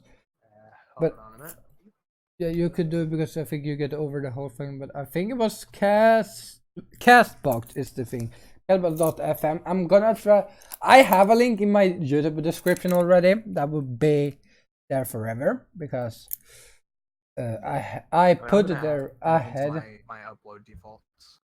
Yeah, I already have it. For an actual video, it'll be there. Yeah, so on every video it's gonna be a Castbox 14e. I think I've named the. With everything I have named this file, it's like I have Nexus 71C. It's like his own thing. It's like then it has Twitch and his YouTube, and then I have my other friend that I play with and his YouTube channel. And then I have my social stuff. I think it's under my social stuff. I put it on. No, I think I put it on my channels, like where I have all my channel stuff. It should be under that one. It says the Nerd Ensemble either way. So if you miss an episode and you don't want to wait on my side to come up, you could just go watch the audio version or go listen to the audio version. For a couple days, I think it's like 2 days, 1 day or 2 days ahead. It depends. Well, it'd be on Monday that I would try to do it. Yeah. You release Wednesday, so that's 2. Yeah, so 2 days that's different. That system isn't going to be in place until we're caught up. Yes, and but I'm going to try my best to catch us up real quick. And it's not going to come out weekly or anything in that case. In this case, it'll literally just be me uploading as soon as they're like finished. As soon as they're ready to be uploaded. Yeah, and if it's like I think the last 3 episodes gonna be like weekly, like 8, 9. What did you say? From like 8 and up, you're gonna do like skip the intro and just upload. No, I'm not gonna be. I'm gonna go with weekly once it's actually caught up. But the rest is that I'm gonna put an intro in front of almost everything until it gets to around 7 or 8. And then you can start uploading them more weekly. And then when you're caught up, it's gonna be every 2 weeks because you know. The only thing that's gonna be cut out is the starting screen. I'll be cutting those out of the audio. Yeah. Otherwise, it will be there. Yeah, basically. So yeah, I think we took up everything. Yeah, or yeah, check our Twitters also. Don't forget that because that's important. Lately, I've been a little bit more active, but I have been today basically just retweeting Team 3 stuff because go trees! Yeah. There's my Discord server for anyone who wants to jump in. Oh yeah, I have 2 Discord servers if anyone wanna join either. No Streamlabs. That's not what I said. And if you see something funny, two idiots rambling on, really funny, you know. Yeah. Yeah, that's What else? because Do we have everything else? Everything is done. we Yeah. already plugged channel, Twitter, Discords. I think we're gonna go. Oh, and the podcast, we did that too. So we're pretty much What's good? Yeah. Wait, where's my mouse? There's my. So we hopefully see you in 2 weeks, unless we decide to play anything in between. But well, again, just check out those channels. Something's gonna come up, probably, hopefully. Probably. We may continue the Zelda randomizer at some point, but Yeah, at the moment, trying to figure some stuff out on that one. He cheats. I don't cheat. I did it only a couple times, and turns out it was wrong. No, that's basically gonna be that. So, go for coming to watch, and those who came to listen. If you're basically listening to the audio version, caught up in a way, that's gonna be it. So again, thank you all for showing up.